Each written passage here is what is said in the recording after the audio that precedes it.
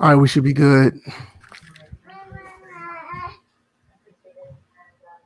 Oh, I forgot. As the Madden community turns. Who you telling? It's a shame that I'm actually surprised that a lot of people are actually they're actually outraged. I'm actually surprised at that because I didn't expect that, honestly, when it comes to franchise mode. Because I felt like we were like in a well, I mean, we're still a niche of a niche, but a lot of people said stuff about this mode not being where it is. I mean, we're going to talk about that, but anyway. Well, I'm going to address one guy that's carrying the torch, except it's a fake flame that you buy at Walmart, and I don't think he's a game changer anymore, Bills. I don't care what he is. He's carrying a fake torch. No, but I'm just saying I find that interesting that I don't think he is, but nevertheless. Well, we'll see about that. First on Framerates, episode 154. Let's just get right into it. Madden NFL 21 franchise notes came out. They call it classic franchise to begin with, which is really weird, but we kind of know where they're going with that. And the update to classic franchise basically is a patch, update, tuner, whatever you want to call it. It's very disrespectful to what people like us, all four guys that are in, and yes, I did say four because NYK is here. Yay. All four of us want in Madden for the most part. NYK plays on online franchise. The other three of us, we play. On mute. Yeah, you were. I was just talking to air. Wow. Oh, Jesus. It's like three minutes talking to myself. Exactly what I was doing. Yeah, NYK mostly plays online franchise. He do play offline as well, but he plays in the league. Us three, we normally play regular offline franchise. So for all of us, it impacts us to some extent. But we're going to get into all that. First and foremost, NYK, he's an official member of the podcast. How have you been? And there's also been rumors to say that you wanted to be in the last episode, which was phenomenal. But we'll get on that in a second. How have you been? I've been good. I've just been sitting back watching the world burn right now. Clint has been radio silent all day. Oh yeah, of course he has. He has no choice.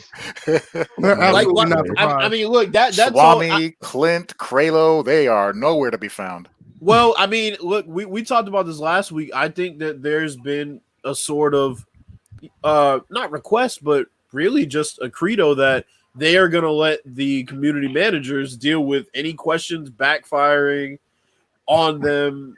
They're not going to address it. And that kind of speaks volumes, really, when you think about it. But, yeah, what about you, Bill? Since you were already saying something, how was your weekend? I've been good. Yeah, I've been good. Today was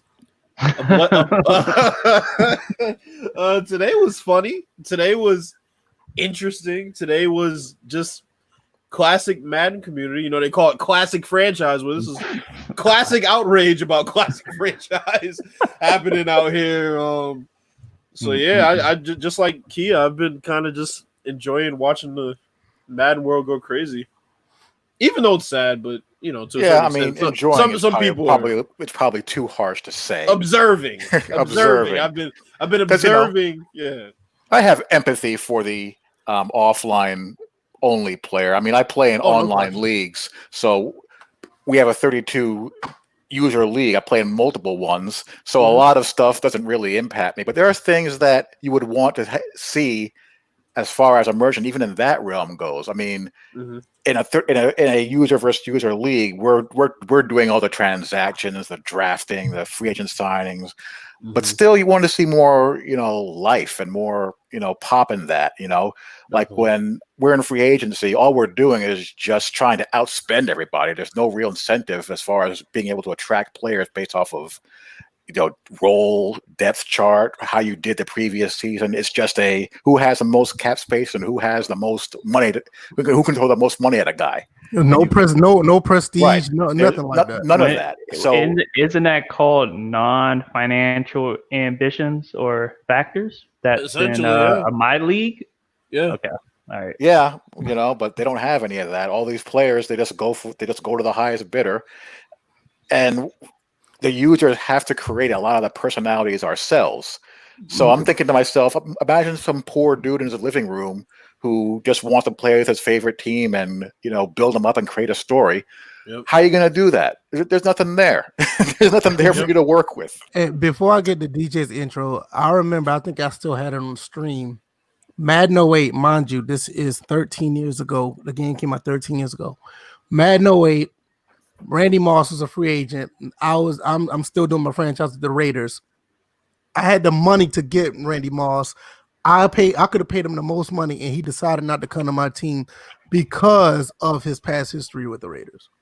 They don't even have that in the game no more. Now contrast that to NCAA, where you can have, let's say you're Georgia Southern and you have a couple of 10-win, 11-win seasons, but you still have that 2-star, 3-star prestige. You ain't getting that 5-star guy no matter what you throw at him. No, you're not. He's not coming. And in some cases, if you do get a player that's not playing, I mean, we talk about this a lot. A player that has high potential, but he can go somewhere else and play. He will leave your school. Yep.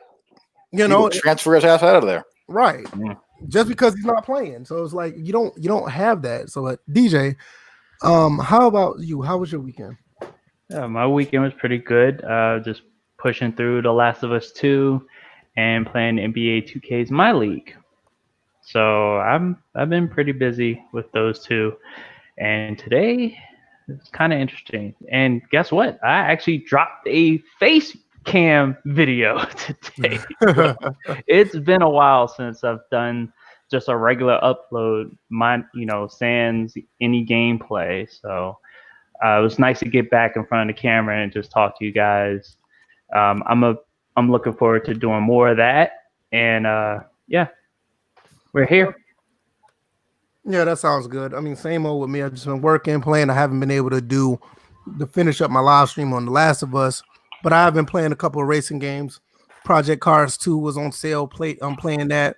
Trying to get deep into that game before Project Cars 3 come out. Another phenomenal racing game. Went back to play some more Gran Turismo Sport. I want to play Forza 7, but I don't have my Xbox. But for some reason on PC, the price of that game do not go down. That game is still like a $60, $70 game. Somebody, if you can find out where I can get the game for cheap, I would love to play Forza 7 again. But other than that, I need to get back on my football games. I may be playing a few of them, tonight once, finish the podcast. But let's just get right into it. Listen, classic franchise, the name itself is, to me, I find it disrespectful. In other words, I can see this by Madden 23. This whole mode possibly could be gone. Anybody in an agreement with me or not? Or you think I'm tripping or what? In their eyes, it's already gone. Right. I mean, I don't think it'll go anywhere. I just think it's not going to get any effort put into it. Yeah, I don't think they'll ever go that far, but they're always going to be gearing towards the casual market first. They do that. They've done that every year for the past 3 or 4 years since Rex started to inch his way out the door. Yeah, I agree. Yeah, this we can all trace that back to that experience when they first rolled out Long Shot. And if you remember at EA Play, Rex had all these visions of talking about all of these bug fixes and gameplay fixes he wanted to focus on, but they led with that, and you can just see in his body language its frustration. Yeah. And you have him leaving, and then they threw us a little franchise bone this past year, and then we're right back to square one in this year. The one thing I could see them do is I could see them wait until I could see them waiting, I should say, until it is something that they can really, really market as, oh my God, look at this revamped franchise we have. And once they can really do that, they're going to come back and they're going to have all the pieces together. And it'll probably be next gen, obviously, because they're not going to go and patch anything in this year. But I mean, one of these years in the next couple iterations, they'll probably come and say, hey, this is what we're telling y'all about now. We're telling y'all about franchise mode. We have all these great things. And then after that, they won't build on it. They'll just say, okay, all the shit that y'all asked for, we took a list of it and put most of it in, and now don't say anything anymore. Just like they did with the sim mode. Yeah, and that's usually par for the course of how they've done things in recent years. They'll implement something, and they'll either not touch it for a couple of years, or it'll regress from Yep. what they initially put in. Yep. But then what makes it worse is that they say, see, we gave you this and now you're still complaining. It's like, no, you gave us it and it was half-assed. So that's why we're saying something about it. My thing is, I just for the life of me don't understand like why they didn't just build on what they tried to do when, and I'm just going to even be generous. I'm not even going to go that far back. Like, remember when they started saying, "Hey, we gonna put practice mode back in franchise"? Because it was at one time practice mode was not even in franchise mode. No, it wasn't. So when they started doing that, it's like, okay, that with XP, you can build your players through the practice mode week by week. If you can build on something like that, it's like they just put it there and just abandon it. You know, I think Madden 17, which was one of the games that I know that one of the last games that I know for sure that Rex really worked on, is like one of the games I still like out of this entire generation outside of 25 and probably my favorite one. But it's just the fact that they just continue to get away from it, because like you said, Ikea, when Longshot came about, I mean, you can even just see the decline on franchise immediately. I mean, 17 was was probably like the best we got it, in my opinion. And then after that, Frostbite and Longshot came and it was over. But the thing is, they have these buzzwords that they throw out to muzzle the sim community. And then, like we're talking about, they don't expound on them. For example, they put adaptive AI in the back of the box features, and they said nothing about it in the gameplay diary. Nothing about it in the stream. I mean, we all knew that was a red flag when they didn't say anything about it at all. And I mean, we talked about this last week. I think I did. I pretty much said, I think most of these things they're going to talk about in franchise are going to have to do with abilities. And what happened? Not 90% of the shit they brought up had to do with abilities. No. And the first bullet point in the franchise section is that, hey, all the X factors will be in franchise mode this year. Right, exactly. And then the next one was, well, instead of an 80, now it's an 85 you have to get to. It's just... Yeah, that's... It feels like just more MUT-style implementation of in franchise. It just seems like it's just more cheap ways to gain XP, right, to develop your players, and then dealing with a mode that has no real negative consequences to speak of. Which was the issue with the scenarios last year. Right. So you're dealing with players, and that's the whole outreach to casuals, is that, oh, you don't have to worry about anything bad happening. Because I remember a couple of years ago, people were crying, oh, my team sucks and the morale is all low. Why can't I get my team out of this pit? Like, that's because you may have to make some moves. You may have to start winning some games for once. You're getting beat by other people in the league. And that's what happens, because teams in real life go through pitfalls in their franchise. So, but see, that's another thing, DJ, the whole confidence thing. Anybody remember the confidence rating of players? Mm-hmm. And like everybody was at like 50 at one point, and then it was like some glitch where I think it was too high or too low for certain players, and they never could change. Well, but they never tweaked that, because I said this about MLB The Show, like a confidence rating will change the way their ratings are and how they perform. It's another thing they could have implemented. Well, let's talk about the fact that they didn't mention, oh, we have thousands of new scenarios for you this year. Is that gone now? Yeah. The one thing that you really preached to us, it was a big deal last year that you didn't really expound on, and now this year you don't even mention it in your patch notes. So is that something we're going to have to just look for under the hood, that you completely take it out? I mean, one thing they did say, I'm sorry to cut you off. One thing they did say at the end was as of day one. So they're doing this whole thing again about, well, we're going to add some stuff as the season goes on. Fuck that. What were you about to say? Wait for? What you was about to say, Mike? I lost my train of thought. Well, what I was going to say, was I just find it ironic that they're clearly in the mindset where they think that the single player experience needs to be this RPG type of mode where they engage the user through a story, but none of that story or none of those elements are featured in what's been their flagship single player mode. None of that stuff is in franchises. We were talking off air just now how the things that are in Face of the Franchise are some pretty darn good ideas there, and I'm sure there's some stuff in here that's appealing, but things like the combine and the draft and being able to influence teammates and all of that, and being mentor for teammates and all of that stuff, none of that translates into the single player franchise mode. All of that is geared toward this mode, which is designed again to attract casuals. And the reason why I actually think they view the hardcore audience as a bit of a nuisance. We have to placate these people somewhat because they've been our lifelong customers. They've been the ones playing the game for 10, 15, 20 years. We got to throw them something. Right. Let's throw them enough to keep them quiet. But let's really grab little Timmy here, who has the attention span of a flea, give him something to latch on to. And oh, by the way, once he's done with that, he can go right into Ultimate Team and spend more money. And here's the other thing, Kia. Exactly. Well, here's the one thing I'll say, Kia, is you made a good point on Twitter when you said these modes don't work. No, they all fail. They all fail. Every single one of them. Sim talked about Long Shot was supposed to be a 3-year plan, and we see how that turned out. And here's the other thing. A lot of people play My Career, and the story turns out to be okay, but they really want to get to the point where there's not a story anymore, and you just play through the mode and get your endorsements and all the other things that are off the court, activities. But the thing about that, Bill, is they can get away with that because you know why? After that story, they can go to the playground. After that, they can actually play. They could play an actual franchise or association with their single My Player. No, but that's the point. That's the point I'm making to you is like now in My Career, after you get past that part of you not really having any decisions to make, and it's very linear, you get to a part where it's not like that. And yeah, you kind of flow into a My League sort of environment. But in Madden, it's like you get stuck with this storyline. And on top of that, you flow into the same repetitive ass franchise.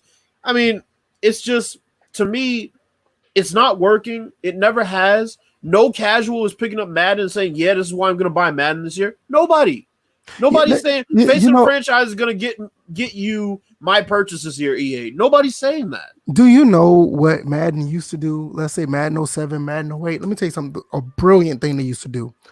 They had campus life or something like that. You were a player on campus and you played like a My League, or I mean not My League, but you played like a My Career with your My Player. I mean, this is not new to Madden, obviously. I mean, if y'all don't know, you played as a student athlete, had a campus life. Once you finish your 4 years, you could do one of two things.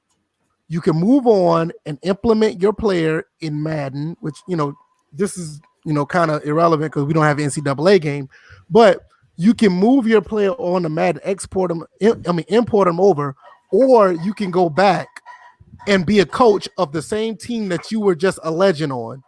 And you can just run that franchise in franchise mode as a coach after playing 4 years, like as being a campus legend.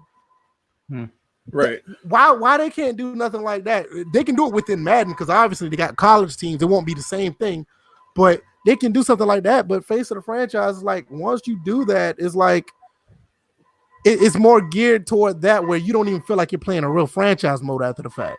Right. It's not. It doesn't have any correlation to anything else in the game. Right. It's just no a life one-off to it. thing. Yeah, it's no life to it.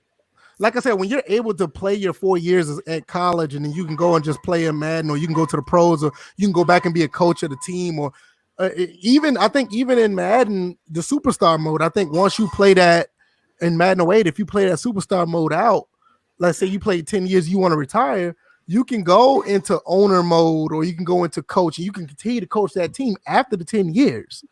It's like it's a continuation of your career beyond the football. I mean, I don't even think 2K has that kind of depth with their My Player, but you got to. This is a game from, well, hell, 3 generations ago now, because now you have the PS5 coming 3 generations ago, and they don't even have that anymore. And it's just that they don't even pick from what they used to have.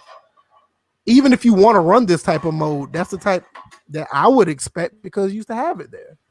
I mean, that's really the sad part is, well, excuse me, we're not really even asking them to innovate, right? No, we're not even like we're past that. Like, we've dropped our standards so far down. We're like, just give us what we used to have.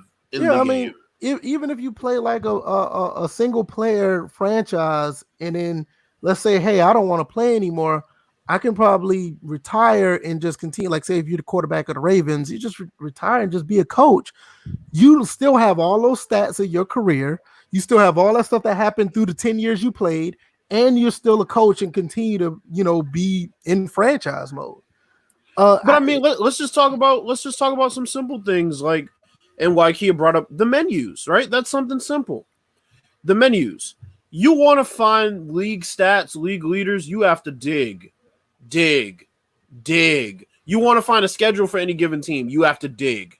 Yeah, like statistics is not even in your injury reports. You have to dig. It's like, and then when you find them, they're not really that much in depth. You can't really see much of the history. And then, I mean, look at this. NYK, NCAA 14 had half sacks in the game. They still do. I think Madden finally put them back in the game, like 3 years ago. Well, and let's not forget NCAA. Let me do you one better as far as stats and menus. NCAA 14 has not just the NCAA records; they have the individual school records for every school in that game. All 126. Yep, every single one, and they have every record.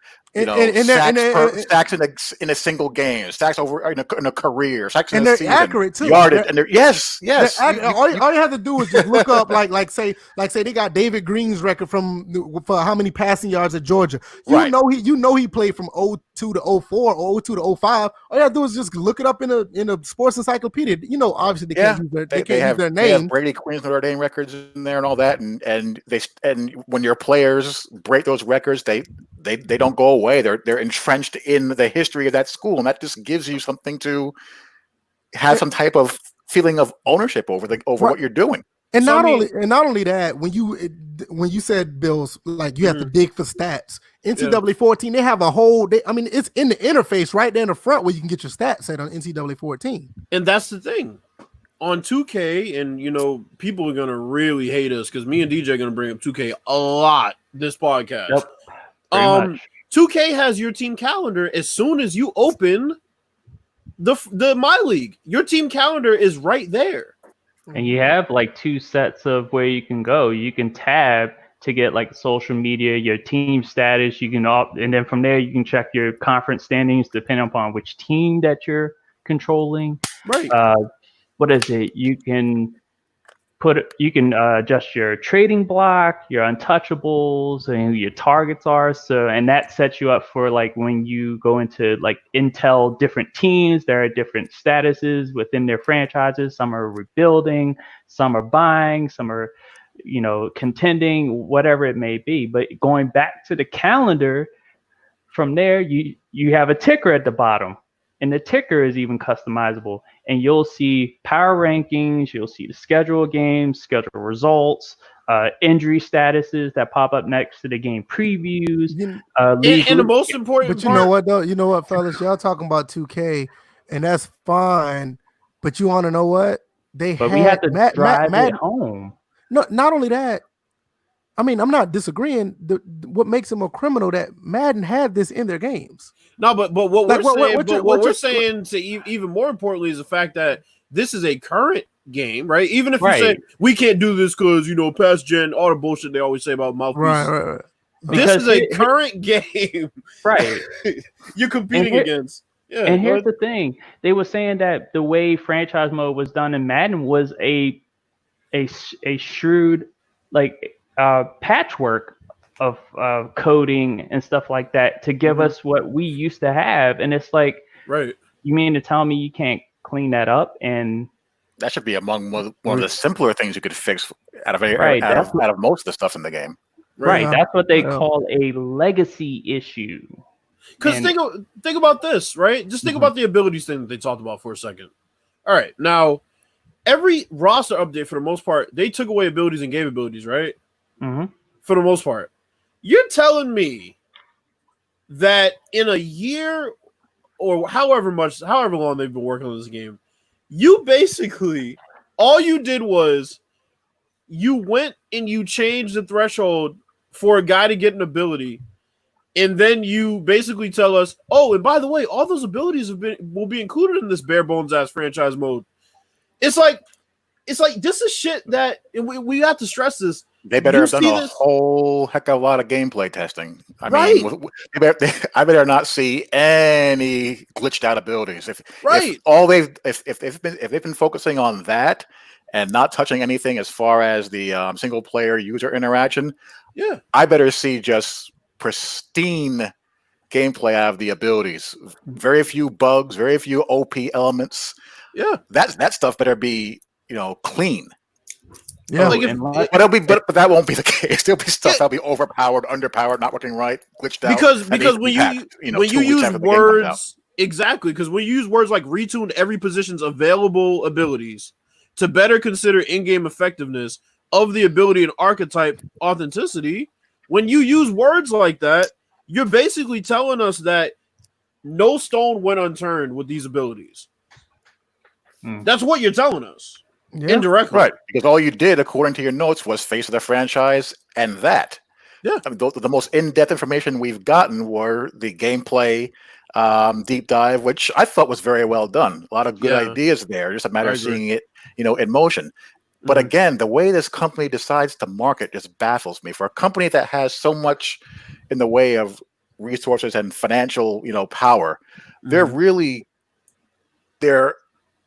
a combination of out of touch with their customer base in a lot of ways, and just clueless as far as how to grab people's attention. What they did with the gameplay deep dive should have been what was done first, as opposed to that trailer, which now we know one of the devs tweeted that had footage that was months and months old. That's been since updated. Well, why put it out then? If you do that gameplay trailer first, you have a better feeling people's mouths as far as their impression of the game initially. But then they decided not to do that, obviously. So then they erased virtually all the goodwill that was built up from that gameplay dive, which most people felt pretty good about. And now they're right back to where they were 3 weeks ago after the sizzle trailer, which everybody hated. Well, and here's the other part that gets me. The other part that gets me, they do have one positive in here. There's one positive that I found, but even this is like you have to kind of read between the lines. Updates to all team back end depth chart philosophy, so they match the team scheme. Okay, so that's a positive. As long as it works for the AI, that's a positive. But tell us what that means. But tell us, right? So it's like, tell us what that means. Tell us what we should expect. Does this mean that a team won't start a quarterback that maybe they just drafted because he doesn't fit what they're running right now? Does that mean that if a coach for some reason gets fired, that then the depth chart will start to change, and maybe a guy that got fired in the middle of the season, you'll be playing against a team later in the season and things will be a bit different as far as who they start? Like, what does this mean when you say that? Because it sounds like a positive, but we really have to draw our own what we think it means. We have to kind of is the CPU going to draft slot receivers to play outside? Are they going to draft, are they going to sign 4-3 linebackers to play edge rusher and 3-4 defenses? That kind of stuff that's been going on for forever. Yeah, and I hate to do this before I go to the chat. When you look at NCAA 14, you can even, if you have gone into other teams that recruit, most of them recruit need unless if they have a chance to get a really good player. Like, you can see some of these teams balance themselves out, but everybody don't just go for one player that they can just get or the best player all the time. Some of these teams actually feel for need, but I don't see that. I haven't seen that in Madden in a while. It's like, it's just the overall that matters. Well, again, you have a mode, you have an AI within that mode that doesn't deal with negative consequences. I'm like, there are draft busts. That's probably the only negative consequence of playing, the current Madden franchise mode is draft gems versus draft busts. But other than that, it's like regression is non-existent. And then I also want to bring this up and throw this out the way right out the bat. I know some people will probably be like, well, they had to work remotely because COVID-19. I was like, no, that didn't start happening until March. Right. You gotta be out your goddamn. I can. No.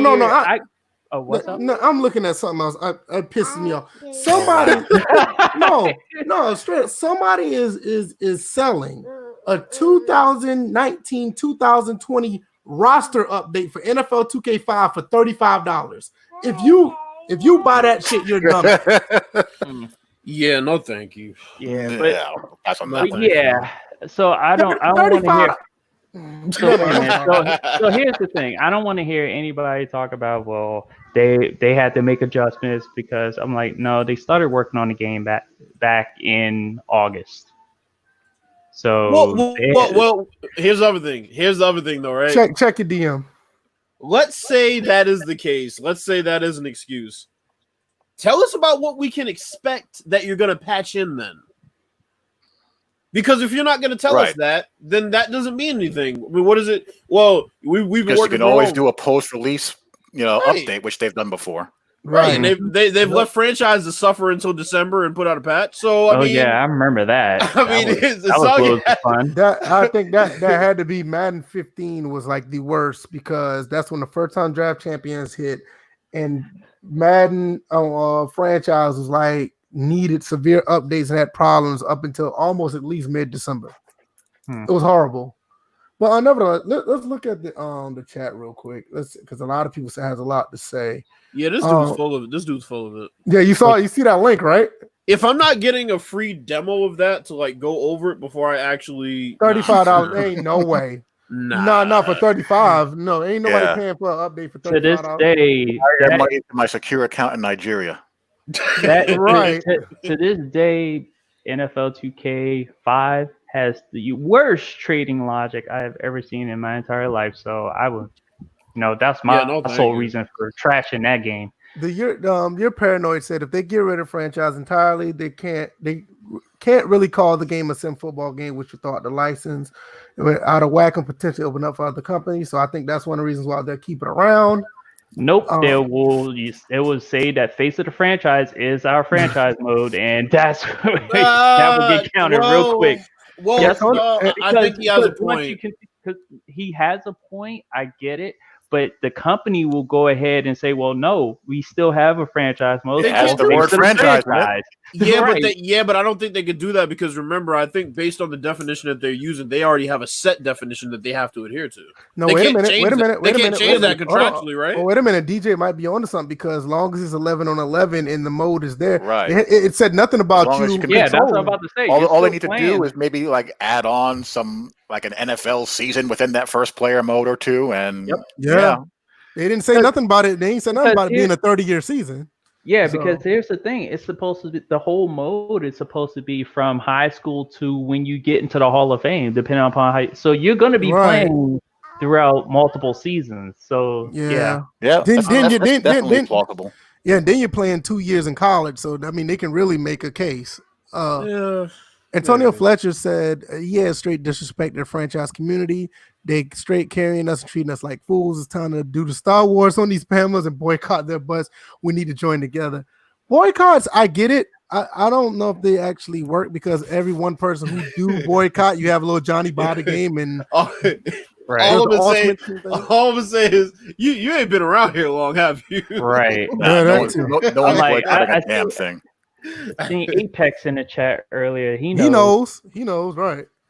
That's watch, rinse, repeat, man. King Cobra says, unless they find a way to monetize franchise is dead in Madden. I expect that today, though. NFL should open the license to multiple. That ain't happening. They're locked in for 5 years. But I think he is saying. I've been saying this for a long time. The only way that Madden franchise do get a substantial upgrade is if they do find a way to monetize it. The way they have monetized it, it's called MUT. Or if the 2K non-simulation game has any franchise mode at all that is remotely fun, and the gameplay, even though it's arcadey, quote unquote, is engaging enough, and that takes a chunk of their user base away, then you'll see it change right quick. But you got to understand, like if you have a 2K version of Super Mega Baseball. And because a lot of people like that. Yeah, a lot of people like that game. And it's not a bad little game. No, and if it has a robust franchise mode, I mean, they may do change course. You're right. I'm sorry, Bills. What you was about to say? No, I was just gonna say because with Super Mega Baseball, obviously the franchise is very sim based, but the gameplay is not. So technically, it's not a sim. It does have sim elements within It has sim elements like you can play 9 innings, things like that. So, but the franchise mode itself, if that's No, some of the dynamic, strategy within the game, you It's like sim too, pitching. Yeah, you can.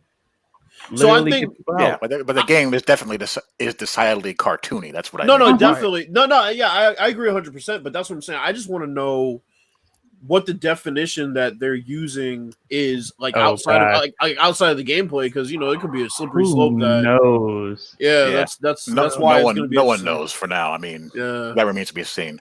Mhm. Someone in the chat says, "Can 2K do another All Pro football?" I can guarantee you the game won't be anything like that. Mm-mm.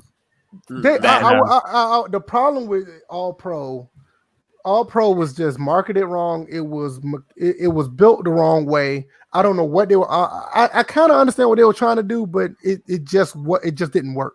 And I doubt they'll ever go back to it. They would No, just have to don't do that do a again. cartoony version of it with fictional players. In my That's opinion, it was half-assed, because how do you not at least patch a franchise mode in there? I mean, Heck, yeah, they left the game entirely unpatched for one of the consoles. The PS3 version never got patched at all. yeah. I mean, it's like around that time in general, like 2K just put their all in to the 360 side again. I mean, you can see it in All Pro Football, you can see it in MLB 2K8, you definitely can see it in College Hoops 2K8, College Right. Hoops 2K.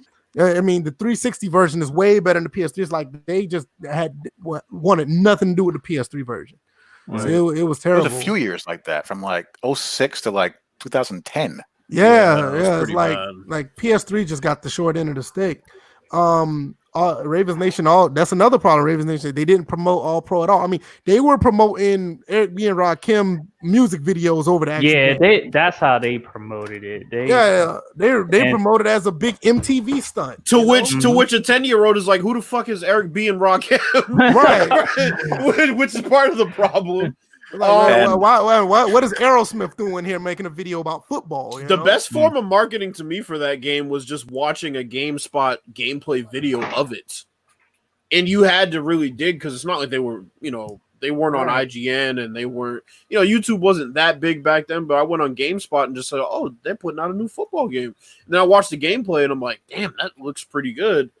And I mean, that's the how they game got a is- purchase out of me, but it wasn't due to marketing for sure. No, I mean the game itself is not a bad game. It's just that what they did with it was criminal. It's like they shortchanged the game. They marketed in the wrong direction, and they never gave it the proper due what it could have been, even with the Legends. I mean, And if there's ever a case where online gameplay isn't the only thing, it's that game, because once Madden came out, the player base just drastically decreased. Yeah, and in overnight. 2K, right, and 2K knew it too. It's like once the only thing they had was we'll cut off the servers, but you can still play with people, friend to friend. I mean, I think you can still do that today, but it's like they knew that that's the only way. That's the only way you can play. Yeah, they kept it alive for a while, because you could still play online leagues after that for a few years until they shut those down. Yeah, But like the only way you can play. The game's a good game. It gets overrated a lot sometimes. But sure. it was a good concept that just was up against a lot. It had a lot going against it. Well, the not other only that, I caveat- mean, and one of the things that was going against it, they kind of went against themselves as the way that they put it out. So Yeah, but I mean, the other caveat to that is, let's say people do want another All Pro. I mean, they don't even want to shell out money to get individual legends for classic teams on NBA 2K. So it's like, how much you think these dudes are going to be charging for their license, like Jim Brown and people that weren't even in last time? Well, but, I mean, you got to pretty much bring everybody that you did have in. yeah, back but last time, just to that's the have thing about depth. it. Yeah, that's the thing about it. That was extremely expensive for them to do it the first time. And they, I'm sure they took some type of huge loss as a result.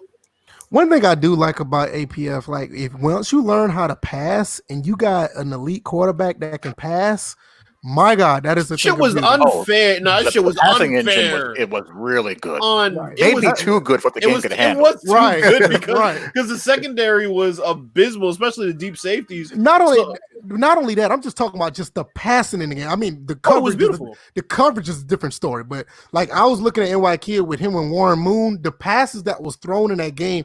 I mean, they were like different passes. You can zip it. Yeah, it was a thing of beauty. It's like I never seen anything like it, and I haven't seen it since. Between that and like maybe Madden 04, it's like the only two that I know where the passing feels pure.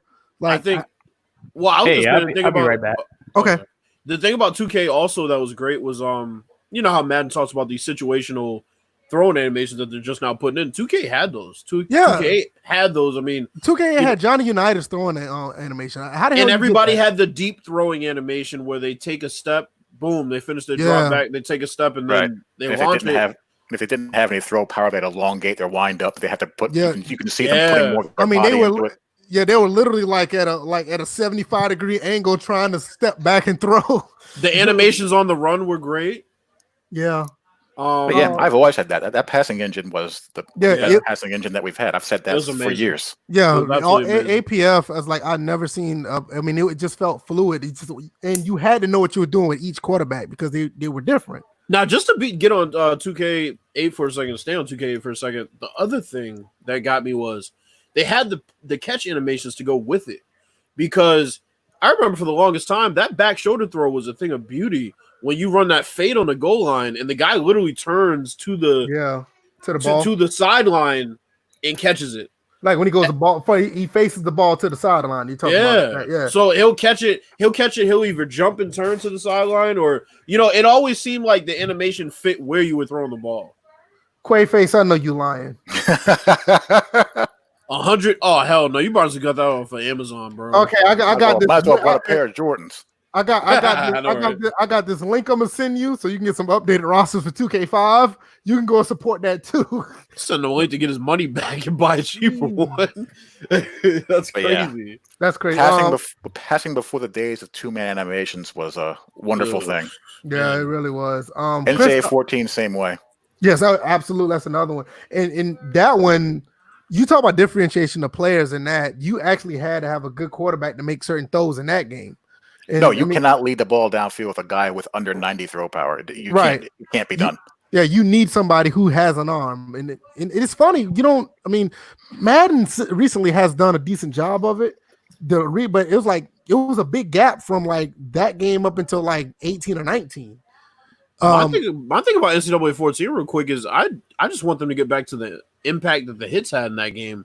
I mean, shit, you don't have to have concussions in the game to have the impact that they had in that game. Some of them hits were good, but then again, you kind of seen where some of the hits where they still had to clean up the Infinity engine a little bit. No, they did, but I'm saying some of that. That's true.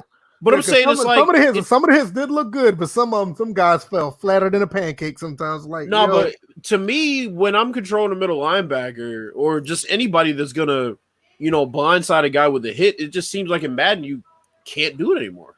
Right. Chris Thomas says that if Madden franchise mode was monetized in a subscription-based format, he would be okay with that. Mm-mm. I'm gonna tell you something honestly.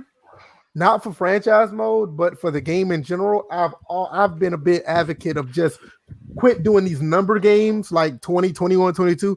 Just give us a game, constant, decent updates, and just monitor and give a subscription-based game. I'd rather they separate the MUT component to a subscription type of service. Yeah. Do that. Take MUT out of the base game and make that an add-on where you can pay a service charge for it for the year and have yourself a party. That is a good idea because what happens with the game is that the MUT gameplay always bleeds into the rest of the game. Yes, it ends up fouling up the entire thing. Yeah, well, I'm sure DJ can give you an example of that. We talked about Black Ops 4, their battle royale mode compared to their regular game modes online. Like, I feel like if Madden did what Call of Duty sort of did with Warzone being free and separate, kind of separate that and then put out your game with everything that we want, I mean, I think it would be fine, especially if you make MUT free to play and just say, But you hey, gotta- you got to buy the cards. People still would. Yeah, but Yeah. you gotta understand that when you look at the dynamics of games nowadays, like a Fortnite or all these other Fortnite based games, I think if they did that with MUT, it would be highly successful. Honestly, it'd probably be more successful than what it is now. Yeah. So Because the game is not designed to play with these Superman players. No. no, They it's always, not. but they always tune it because of the feedback from players playing in that mode with those Superman players. It's insane. Right. Now that's a question. Now this is something I want to ask real quick before I get to a couple more of these comments. Do you think that it would be a good idea, or we may see something like that in the future where it could be a separate game? No, they don't want to. They don't want to split their profits or potential profits. They want to keep them two as close together as possible. Yeah, I agree with that. What you think, Bills? No, I mean, I don't see any incentive for them to do that because if they're not going to do anything with franchise mode, then I just don't see why they would do that. I mean, the main people that are suffering are franchise mode guys, and they clearly don't care about that. So. Incentive or business sense, do you think that it would help them to do it? Because, like I said, if they just put MUT out there as a separate package, free to play, or let's say the game itself will be $10, and they're going to make their money in the back end because of all the cards and stuff. I mean, people pay thousands of dollars to play that mode. I'd say business wise, it would make a lot of sense. But the only thing I would say is that, what they would have to do would be put the game out that people can buy, and don't include MUT. And then have MUT completely separate, literally a separate game. Okay. That would be the only way that I think that would work out for us. But gotcha. You know, EA is gonna rake in the money regardless of how they release the game. I'm not gonna read this comment. I'm just gonna put it up here. Y'all can decipher that yourself. The last word is what I would say. I'm not saying it. He's missing a couple words there. It should say, "I just got played for $2K for $105." I got bamboozled. Right. He paid for rarity. I mean, I get it because nowadays, I mean, you go on eBay right now and go look up NCAA 14 on eBay. Ain't no game worth more than $100. Ain't no game. I don't care how rare it is or that old of a game. I know it's a good game, but it ain't nowhere near over $100. Not even over.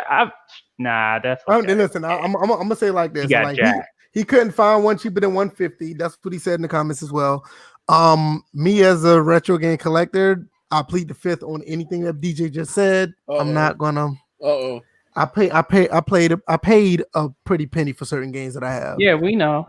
Yeah, so because you get them damn Japanese exports, right? Sent over here. Japanese care package sent over here. If I tell you that the amount I paid on one game before, y'all would flip y'all wig. Because here's the thing, you can do with my league, right? What's that? You can have all the jerseys from the college teams put on there and play a custom season with that. It won't be NCAA type season with recruiting, but you'll have. You can play the 2K season or a franchise mode season. Yeah, with the college team uniforms, because you can download. With my league, you can customize the league however you want. You could put like totally fictional players, fictional teams.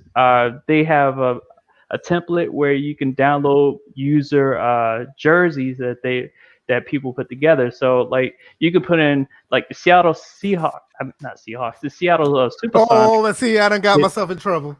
Boy. Oh, here we go. Damn. Well. Yeah, it was nice knowing you, BF. I heard the belt in the background. Oh man. But Daniel's right. You can add up to 36 teams, so you can pretty much have college teams. That would just be weird. It's weird, but it's a more recent game. You'll get everything that the current 2K team has put together as far as a basketball game. And plus, for the fact they have the college game hidden in the game itself. If you think about the rule changes you come across each season in my league, Well, yeah, I so mean, Yeah, they have some weird ones. and Yeah, they you don't did. have to fall mercy to them accepting or rejecting. If you get to that point, you'll be like, yeah, enact that, enact that. You'll have like the because when I simmed my seasons, it came up that the 45-second clock would become the shot clock at one point, and I think they took away a certain aspect. They increased the time for half court violation. They took away like 5 Man, just yeah, try that instead of spending $105 Now, on can an you override override that game. stuff? If Yeah, they're you too can. Yeah, okay. Yeah, you can change the override rules. Yeah, yeah. Oh, I think I man. saw you post a screenshot of one of them where they eliminated the shot clock. I'm like, what the hell? Yep. Yeah, I Oh, saw one. I saw one with that because I've been playing. It's funny, man. 2K is so far ahead of Madden. They have different type of franchise mode. You can start in the off season before and shit. So I've done that a lot, and I've noticed that there are some crazy rule changes, man. Some Yeah, insane eliminate the salary cap and yep, that popped up in the sim. Man. So and they That'd be cool accepted as it. hell, actually. Have They it be like elected them baseball and just be like, okay, all the large market teams will get everybody. pretty I much. know, right? Yeah, Go back to yeah, the yeah. old days in the NBA, Right, 60s right. and shit. But But yeah, it it just goes back to franchise mode. You just find Mm. it very compelling how all the things that they've done in 2K. I mean, they even gone beyond of what we asked for in Madden now, because even the old Maddens didn't have what they have now. They just Yeah, they got phenomenal player things. mentorship and there's But so you know much what? stuff they have. I said this that I was gonna say this on the show for my video earlier. You know who I blame, or the many people that I do blame for this? Who? Well, the method is the fact that I blame an unbalanced approach to Madden as a whole. Not just coming from the company side, but also coming from the user side as well. Because, and I'm going to address the user side. To say gameplay first for as long as we've had presents a perception that that's all we're looking for.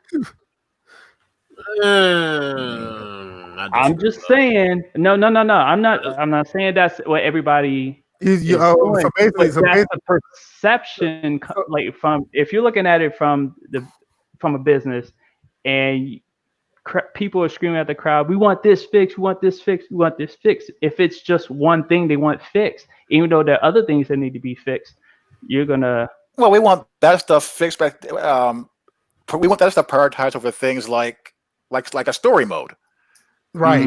Yeah, absolutely. So, but here's the thing: when you have people in the community that placate these perceptions, that's the other thing that kind of throws everybody off when everyone's like gameplay first, then everything else, and it's just like, but you're not really talking about those other things on top of gameplay. You're just like gameplay, let's do, and then franchise. Well, then you'll have this, but you can't have that without this. But So, the issue is EA's not even following that credo because they took RPM out of the game. I get that. So, I mean, either way, it's not our fault. I think. No, hold on. I will get to that. This is all around, because this is something that people have done this whole entire time ever since. I'm like, because like being in there with everyone, fix this gameplay issue, fix that, fix all these legacy issues. But then at the same time, you turn that corner when the gameplay is starting to turn that corner. Okay, now let's start shifting the focus. Let's start balancing everything out. I even sent the tweet that I think Sam F. Ball retweeted, and Rex actually you sat there and said, it was like, you know what? I would try my best to make it as balanced as possible. Not just talking about the gameplay, but just talking about the fact that, okay, you can still work on gameplay, but when it comes to the modes, you have other games that have a more balanced approach to how they make their game. All right, hold on real quick. I'm about to get myself in trouble, right? Because I'm getting some pressure, right? So I'm about to put this in the chat. Now, don't be tripping. Y'all keep talking like everything's cool. Oh boy. Y'all don't see nothing, okay? But DJ, here's the thing, man. Year in, year out, people preach for 2K to fix gameplay, and they still add to my league, so that's not an excuse. Yeah, I agree with that. I don't think that's an excuse either.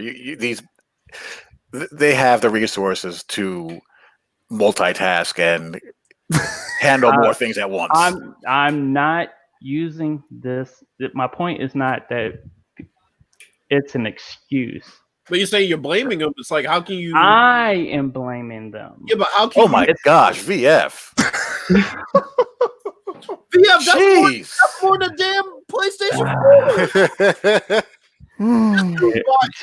Man. That's a rent in some neighborhoods. Damn, this podcast is gonna come to an end all of a sudden. She about to go and unplug the router as we speak. Physically pull the plug on this shit, man. You should have. After the stream went off the air. Hey, to be fair, I saved up for it. You know how many diapers you could have bought with that? She probably in her head right now. Hey, wait a minute. Formula and could have bought a couple of bicycles with that. Yeah, she's like KB3 wants his car for Christmas. I don't know if I'm gonna be able to do that, but why can't you get the car for? I got something else I gotta take care of. Motherfucker Papa with a $417 game. That's crazy. Okay, but you know, let's continue. Yeah, just to go back, I'm not saying it's an excuse for these companies because obviously I do agree with the fact that companies can multitask. So yes, it is no excuse that companies unbalance their gameplay. So it's just one of those where you have to, when you look at 2K, and to me, I felt like they've balanced out how they make their game each and every year. To some people, they may not. It's also a different corporate strategy. The 2K game never ripped out a large chunk of its game. Even when we transitioned to systems, going from the old Xbox and PlayStation to PS2 and beyond, they never gutted the core of the game. EA did the exact opposite. They stripped down the game with the mindset of we're going to build it up on the new platform with the new technology and all of that. But they never have followed through with that. So when you have the community say things like, okay, we want gameplay fixed, and they focus on that, I get how that can get bogged down and be out of balance, so to speak, when you're dealing with, the micro flaw aspect of it just pointing out the same flaw videos day after day after day. But as far as, the core gameplay stuff, of course, all that stuff has to be, stable, but there also has to be a game around that as well. And when that hasn't been built up after it's been stripped down, that's going to be a problem. Well, let's remember that as far as the marketing strategy, you're spot on, but also they've never torn down their core dev base. I mean, Rob Jones has been there. Mike Wang has, he left, but he's been there. Like, they put faith in these guys to basically, they know what vision they have, and they put way more of an emphasis on what the fans ask for than EA does it. And the thing is, it's like, I see people blaming Mutt, but you can't even blame Mutt because my team is every bit as popular in 2K as Mutt is in Madden, if we're talking about those separate games. So yeah, and that's why I say with 2K, it seems more balanced in their approach. Yes, Madden did have to rip out their core game, jumping from generation to generation. But then at the same time, with that being said, they got to a point where the gameplay, in my opinion, I felt was good enough that they could have shifted the focus. But that was around the time when they started. They brought in Frostbite, and then that screwed that part up. And then people were like shifted to work on that. And remembered a couple of years that it felt like franchise wasn't getting worked on, and it was just like it to me. It just seemed unbalanced on EA's part. So that's where I lay the blame. It's just I feel like it's an unbalanced approach. And once you start seeing something round out and even out, and you've pretty much had that's been like a singular focus or a major focus, then it's just like, okay, let's start balancing out everything else. And I felt like they still are not balancing out the game. Like just the fact that they're not willing to do anything major with franchise. But let's be honest though, why does Madden seem like the only company that needs our suggestions rather than 2K, where they don't need us to tell them what to put in a basketball game? That's part of the unbalanced approach. Let me my opinion on that. I don't think it's necessarily they needed us to tell them. They knew all along, and I think the Game Changer program kind of skewed that reality. It made us think no, but this is what I'm because this is what I'm getting into. It's the way I phrased it. The reason I said why does it seem that they need our suggestions is because remember, there is no other game out there as far as sports games that literally cater to what one part of their fan base asked for in every specific year than Madden. So no, they don't need us to tell them what's in the game. But let's be honest, every year they come out with something that was, well, we know a lot of people have been asking for this. Does 2K ever present their game like that? No, they don't. No. So that's my point. Is well, they have a lot of the same gripes in their community. No, they have a lot of they have a lot of the same gripes where they are fighting off the casuals with a 10-foot pole. Oh no, they definitely are. That happens all the time. No, they definitely are. But I'm saying the way 2K presents their game isn't because you complained about this so much. Here you go. Madden is a lot of people ask for this. We're gonna give it to you. It's gonna be broken. Then we're gonna take it out again. 2K is this is something that belongs in a basketball game. Yes, a lot of people have been asking for it. We're not going to put it in until we know for a fact it works and we can keep it in. Madden seems to try to catch lightning in the bottle. Yeah, that's like these strategies. I actually think it's the reverse. I think that they take. I think that they do take feedback as far as elements that do need to be put into the game. They make an effort to put into the game, and what I think happens more often is that when it's in the game, and certain elements of the community find the game a little bit too hard for them. I think you know where I'm going. But that's where I'm getting. It gets ripped out. Yeah. But that's where I'm getting to is like, why do they schizophrenic game?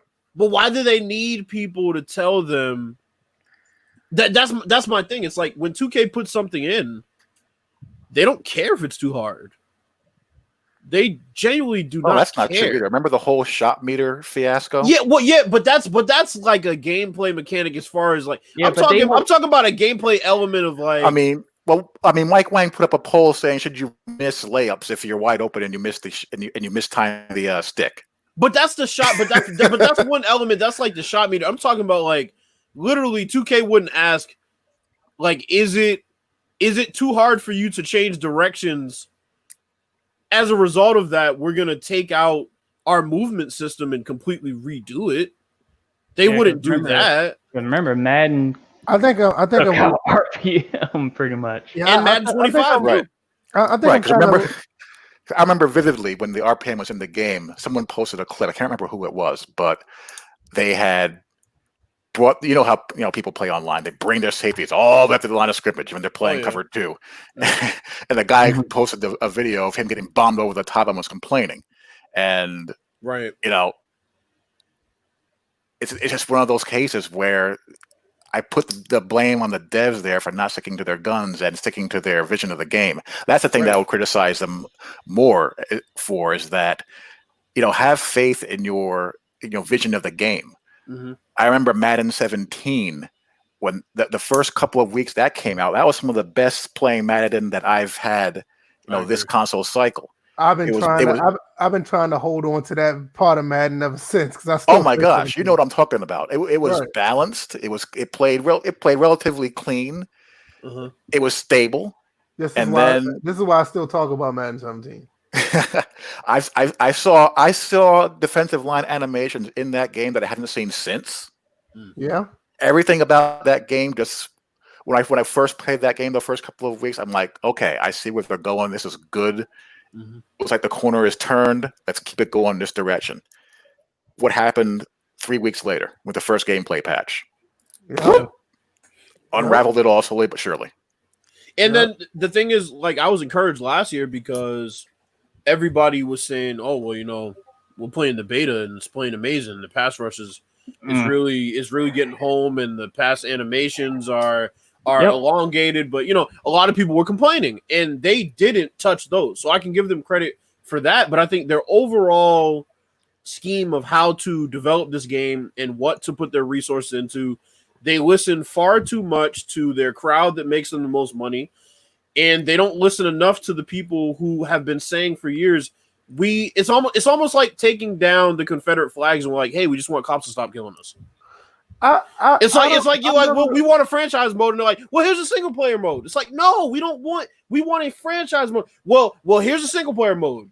It's that's all we asked for. I never had a problem with Madden 20 gameplay per se. I always thought it was pretty decent, and I'm not even talking about the running animations. Yeah, the gameplay itself. I think it was okay, but I think I'm with Inwakia with the X factors and abilities. It overtook the game to the point where you couldn't play it anymore.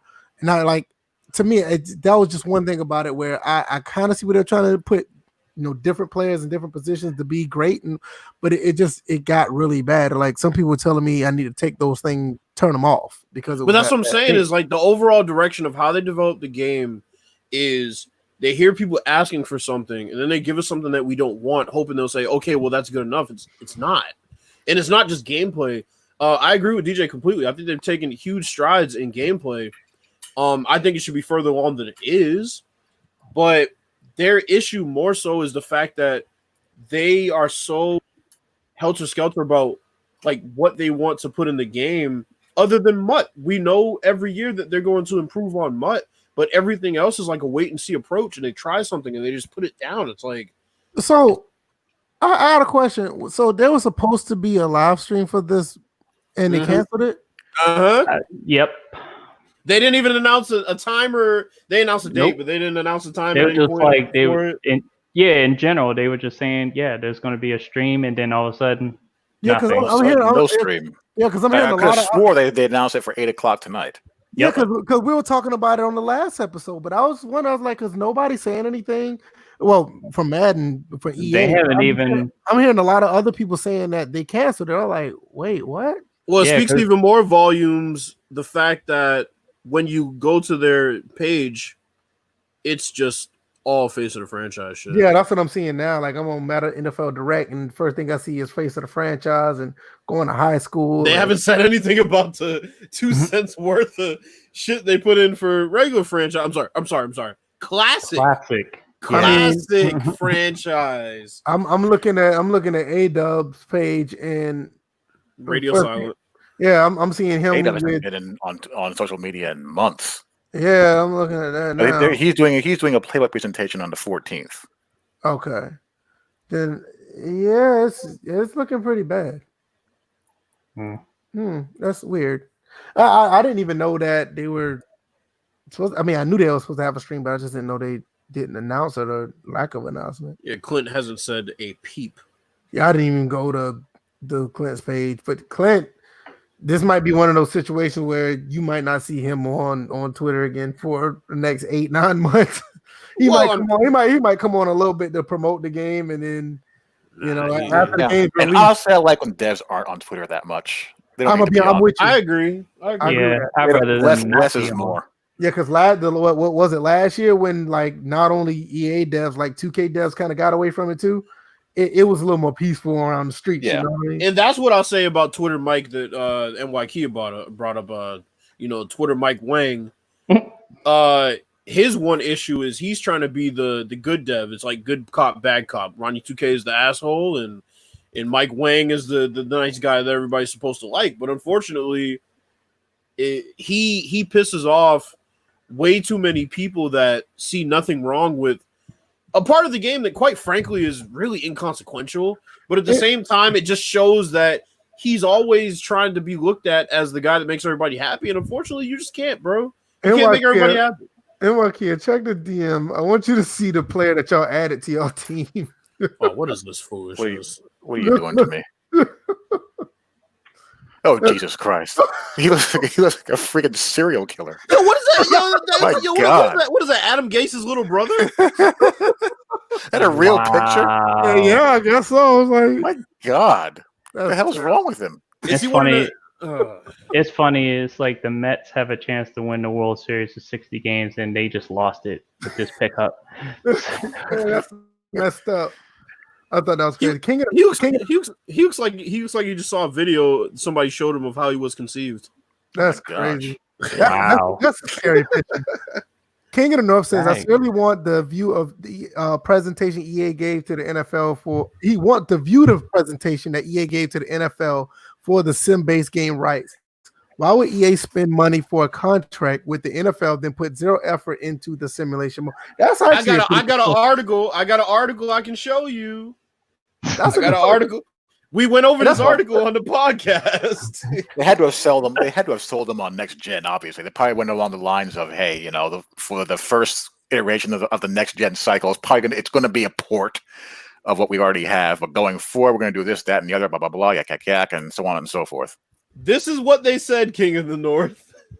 We went over this on the podcast. They said, if you do not keep it exclusive, your MUT money will not be coming in. I didn't say that. Well, look. What did we read in that article? Is that not what we said? We said if you don't keep MUT exclusive, right? Mm-hmm. Is it? We discussed that. That's what it said in so many words. Yeah, we were that. That's exactly what all we broke back. We broke down. Yeah, we broke down the corporate speaking. NFL likes their money. Yeah. If you open up the license to other people, they will try to mimic our system. You know what? You're right, because you did say that, because they said we don't want to risk the chance of other companies trying to mimic what we have, where we can do this in this fashion where you can get guaranteed money. Yeah. Basically, EA was like, I don't want you guys seeing no other hoes, just me. Yeah, the sentence said that they stressed exclusivity.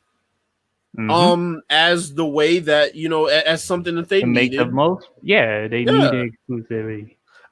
This is geared towards you and Wakia, because you played this mode more than any of us. A Philly 215 said the gameplay improvements revolve around MUT players and MUT. It seems like. Now I know you play MUT. Let us know what you think about it. Is that true or? I won't say that the gameplay improvements are revolving around around MUT. A lot of the gameplay improvements that they're promoting this cycle, from what we've seen, that's stuff that applies across the board to everything, as far as tackling, movement, the running controls, then the zone drops, the pursuit, and the alignment of force defenders. All of that's not casual language, so to speak. What I will say is that all the gameplay tuning is done on comp setting. From this point on to when the game releases, the gameplay stuff is for across the board. After that, they don't tune the game across all settings consistently, which is why the sim setting plays so erratic. Well, I have another question. For you, Mikey. Now, I thought that in MUT there were no penalties. No, there aren't. There's only offsides and false starts. So why did they say in that gameplay blog that new illegal contact rule is going to be in there? Because people are sick and tired of people taking their user defender and mugging the receivers all across the field. So now is their solution to that. So now we'll have 3 penalties called. Basically, they'll play NFL Blitz, basically. Right. So, yeah, I mean, the only gameplay setting that gets tuned consistently is comp. So every now and again, they'll tweak the sim setting, but every year for the past couple of years since they've implemented this, it's been near universal that the opinion is that the comp setting plays better than the sim setting because the gameplay is tuned to that setting more. So if the gameplay is more consistent as opposed to sim, where it's just really, really random. Like you'll have games where your team just does not perform for no rhyme or reason, no matter the talent disparity of who you're playing, both the user ability and the ability of his team. Like I'll have a game where I'm playing a guy in my division, and one game I'll beat him, 40-3. Okay. And then the next game when we play 2 weeks later, it's just a knockdown, drag out fight, and the way we played is identical. We're running the same scheme that we did the previous game. We're making the same reads. We're making the same decisions. We have the same players on the field. It's just that random dice roll effect on sim just kind of throws things, for a loop. While on comp, you have rating thresholds, so when you hit a certain rating, your player is going to perform, this way. And they claimed and marketed sim mode as the mode where ratings actually matter. Yeah, they did. That's crazy. Yeah, it doesn't quite play out like that. It plays. I think it plays out more like that on comp because of the ratings threshold. That's the one thing about the rating threshold that's a positive. You know that when you hit certain, intervals, like you go from 80 to 85, you'll see a big improvement with how the guy plays. And 85 to 90, you hit another one, and then 90 and above, you start to incrementally see the guy just play insane. While on sim, the 75 overall guy can outplay the 95 overall guy in any given game. That is crazy. In comp, that doesn't happen. Chris Thomas says, would y'all play a game with the XFL or AAF rules that had a deep franchise? Listen, I want an XFL game because I actually like that. Well, you ain't getting the XFL game because you ain't getting the XFL league. So. No, I know you're right, but no, you're Give me right. an option for XFL rules. I'll take that in a heartbeat. Yeah, that's what I was about to say. I mean, the deep franchise with 2K5 and Madden 08 were fully customized. I don't need all the extra stuff. Just you give me a decent game, just with for the XFL. I will take a game with a basic, decent franchise. Just give me XFL with that. I'll be fine because I actually like the way the XFL is ran. I would love to play a game like that. I missed that. I missed that league. That league was fun to watch. It was. Goddamn COVID shit. Yeah, it's a shame. I think that league would have stayed around too. Yeah. I mean, at the minimum, I mean, they already was paid for 3 years, but I had 5, maybe 7 years it would have been around. Yeah, it was actually. Yeah, they had a chance. They had a good product going. Right, it was really good, But that sucks. Let's see. Anybody else got anything? This is interesting. Arcade mode with sliders play way better than sim mode. I'm scared to even try it. Let's leave that. Let's leave that can of worms alone. I think I'm stay away from arcade mode. I'm scared to try it because if we experiment and find out that's the case, all hell will break loose with the mechanics of this game. We wouldn't know what to think. That shit point. Just seems like Superstar KO to me at that point. Yeah, it's like, what the hell are we doing? That's what I imagine it. But no, it's just like let's say if that was actually the case, it's like we won't. Like at that point, I believe none of the modes would matter at that point. If that was the case, nothing. I wouldn't even know what to think. But that's crazy. Let's see. Anything else? Nobody else has anything. Anything else y'all want to add on? I mean, the questions are actually pretty decent. So yeah, far. I got some roast. We gotta get out of the way here. So just all right. Yep. All right, Bills, take it away. Yeah, we got Madden franchise out of the way. Okay, here's one. So this dude on YouTube said, can we just let 2K Sports take over the NFL franchise? Like, what the fuck? EA is just a money-hungry developer. And then I put, so you mean a monopoly on the other side? See, this is what people don't get. It doesn't matter what company has an exclusive license. We're at a disadvantage, period. So just because you believe that 2K would make a better game doesn't mean that we should just completely take EA out of it. We've seen EA respond to competition pretty well in one of the last few years that 2K was really starting to pick it up with NFL 2K. So for the people that want an NFL 2K monopoly, let's just remember that they don't have their full team intact. Let's remember that even if they did, they still would have to be able to develop a game in this day and age with that system and see how it would work out. There's a lot of things that go into that. Into just saying replace EA with NFL 2K, it's just not that simple. And they come across as people who hate EA more than they want a better game when they say shit like that. There was another. Oh, okay. Here's another person in the same comment section. Who wants to give me a copy of Madden this year? Because I know I'm not spending another $60 on this trash. Well, hold on. What comment section you talking about? Oh, he's definitely going to buy and play the game. First of all, good 75% of the people saying they're not going to play the game are lying. They're playing. They're going to play the game. But think about it, kid. But think about it. He admitted it right in his comment. He said, "Who wants to give me a copy?" At least he was honest about it. But it's like, if the game's trash, does it matter whether it's free or you're paying for it? If it's trash, you shouldn't want to play it if it's trash. So then I got into a back and forth with him because I'm like, bro, if it's trash, why you want to play it? Well, it's free. Well, shit, there's a lot of shit that's free. If somebody's giving away some sorry ass Little Caesars pizza, you gonna eat it just because it's free, or you gonna go pay for something that's actually good? I mean, we all got to be honest here. I mean, everybody here wants to play the game. We'll probably end up going to buy the game and play it. I mean, look, I'll pull the curtain back. I already bought the fucking game. I bought it before this reveal, but the reason I bought it is because I saw enough gameplay wise that said, okay, I'll play this. Yeah, some of the animations do look really good in 21. Gameplay stuff has been very promising. Yeah. Right. Full disclosure, I bought it. I'm not gonna act like I didn't. But I'm holding off. Yeah, I can't blame you because you're a hardcore franchise dude. But to call a game trash and then can somebody give me a copy? It's like, come on, bro. And then the last person, Mills.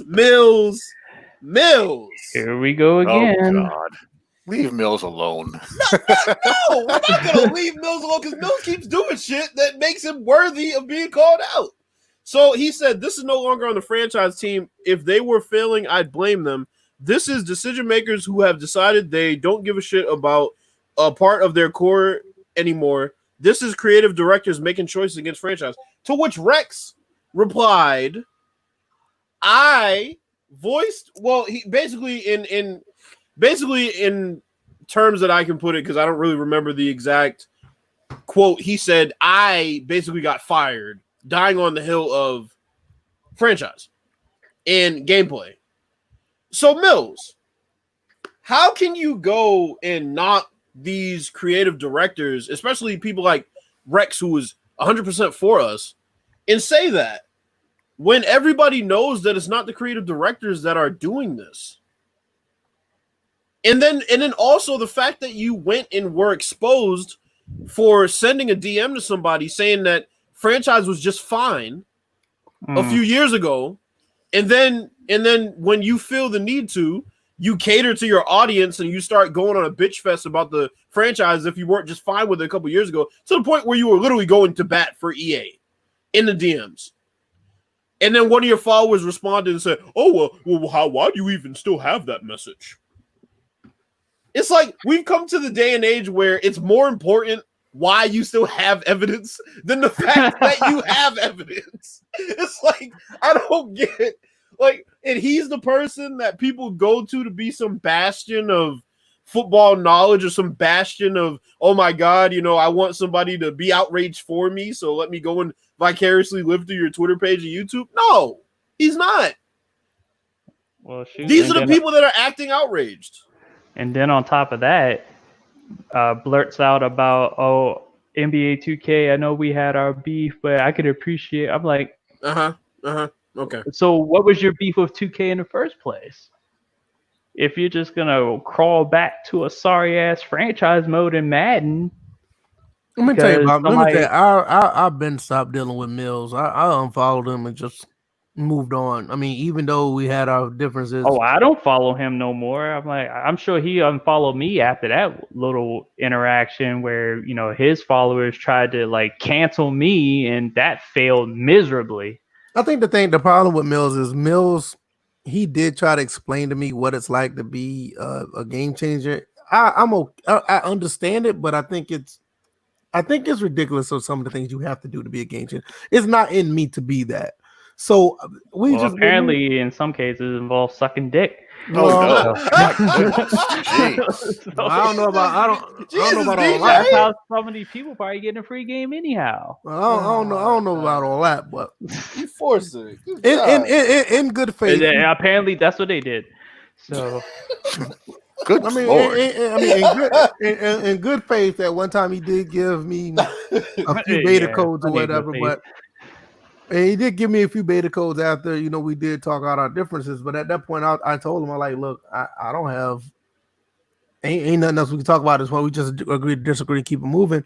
And ever since then, I look at Mills, I'm like, okay, Mills say what? Okay.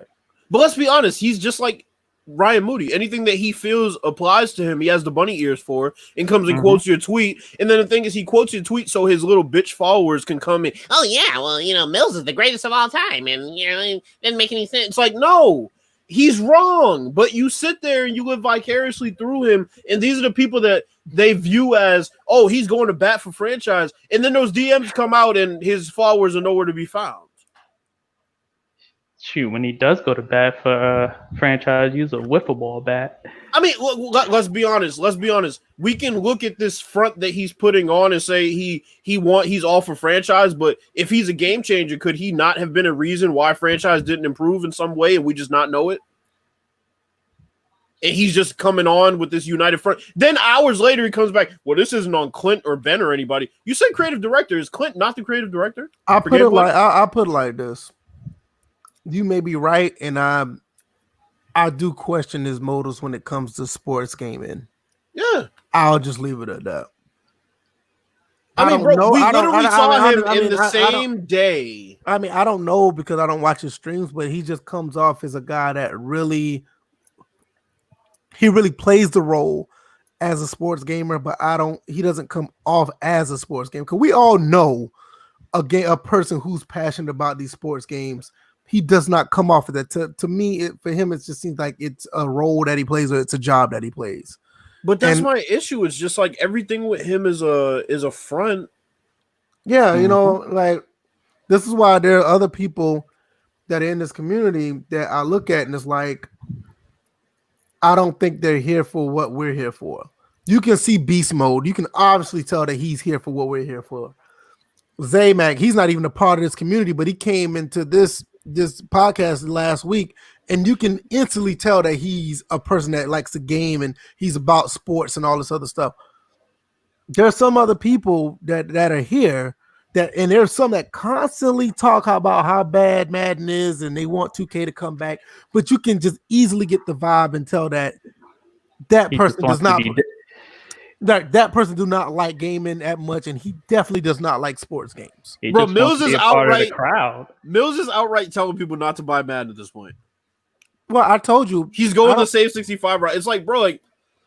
But it's what I said earlier. I don't think he's a game changer anymore. But that's still beside the point. Yeah, I'd be very surprised if he's not playing for if he's not doing his Madden 21 franchise streams. He's a pretty consistent MLB, NCAA, and Madden franchise streamer. And he does other stuff as well. Content creators are going to, no matter how hard they try not to, content creators are going to try to placate their audience. And if your bread is buttered in streaming, fill in a blank game, it's very hard to turn your back on that when you have a financial interest in it. And this is what I'm talking about, NYK. I'm not saying that he doesn't play the games or whatever, but I believe he's playing more of a role than playing the games. This is where I say with Mills, I don't think he's really invested in actually playing the games like we are. We're playing it for the love of the game. If anything comes off monetary on the back end, that's cool. He does it because it is monetary to him. But that's what I'm saying is he's so self-absorbed. Think about the fact that DJ came out and basically was like, "Hey, why are you having a Game Changer release this info? Why is it on Mills' channel? Why is he doing the slides?" And he took that as a personal shot, and we weren't even telling you what coming at him. He's just a and I'm not 45-year-old, 12-year-old. But this is not a knock on anybody who do what they do. But we gotta let's keep it real for a second before we jump to another topic. Look at everybody who does that when you try to challenge them on anything. When you're just trying to be honest and straightforward. Soft Drink Sports did that. Mills is doing that. Moody does that. And all three of them have a monetary interest in this. These guys, in my opinion, do not necessarily play the games for the love of the game. They do it because they want something in their pocket. And I don't knock anybody who does that, but this is not what we're here for. Oh, and one more thing. You get an L if you're one of them people. Oh, Ryan Moody's going to tear this apart. That's another person that gets an L coming to every comment section about Madden. I can't wait. Like, what is it, your father? Like, what is it? I can't wait till my father gets home. And let's just flip. That can get a little weird. Yeah, but that's what I'm saying. Just look at what we're doing. We've been here for an hour and 30 minutes talking about the passion that we have because we feel like we're left behind because of we feel that classic franchise is a patch. On the flip side, these guys over here find it at an advantage to talk down to the game for more people to talk to them so they can get a monetary value out of it. We're doing the shit because we honestly want the game to be better. And how many people will remember when Mills is streaming franchise in August? Because he's telling people right now verbatim, and he even admitted on his page that he deleted tweets. So how many people are going to remember in August that he's telling people not to buy the game just so he can get the game for free and stream it? No, I'm saying, I don't. Wait, hold on. Okay, I'm sorry, DJ. I'm sorry. It's almost like he's trying to eliminate the competition. The less people streaming the game, the more exclusive he'll feel when streaming the game. Possibly. That's a marketing employee. But I'm saying, that's a lot of people to whittle down, though. I was going to say that's kind of a big group. But he has a lot of people. He has a lot of people that listen to him. But this is what I'm saying is like this is why I like what we do over here because it's like with us, we don't want to tout the signs and wave the pom-poms and say, hey, look at us, we're genuine gamers. We want you guys to know that we are because of the way that we present this podcast. We're not here to tear down the game. Yeah, we're going to talk bad about it. We're going to talk the negatives and positive. But at the end of the day, we're going to play the game so you can get an honest opinion about the game instead of soon as you hear about somebody's name, you're like, oh, that person's going to talk about it. Just like what Bill said, oh, such and such is going to tear this game apart. Like, how could you call somebody a real gamer that does stuff like that?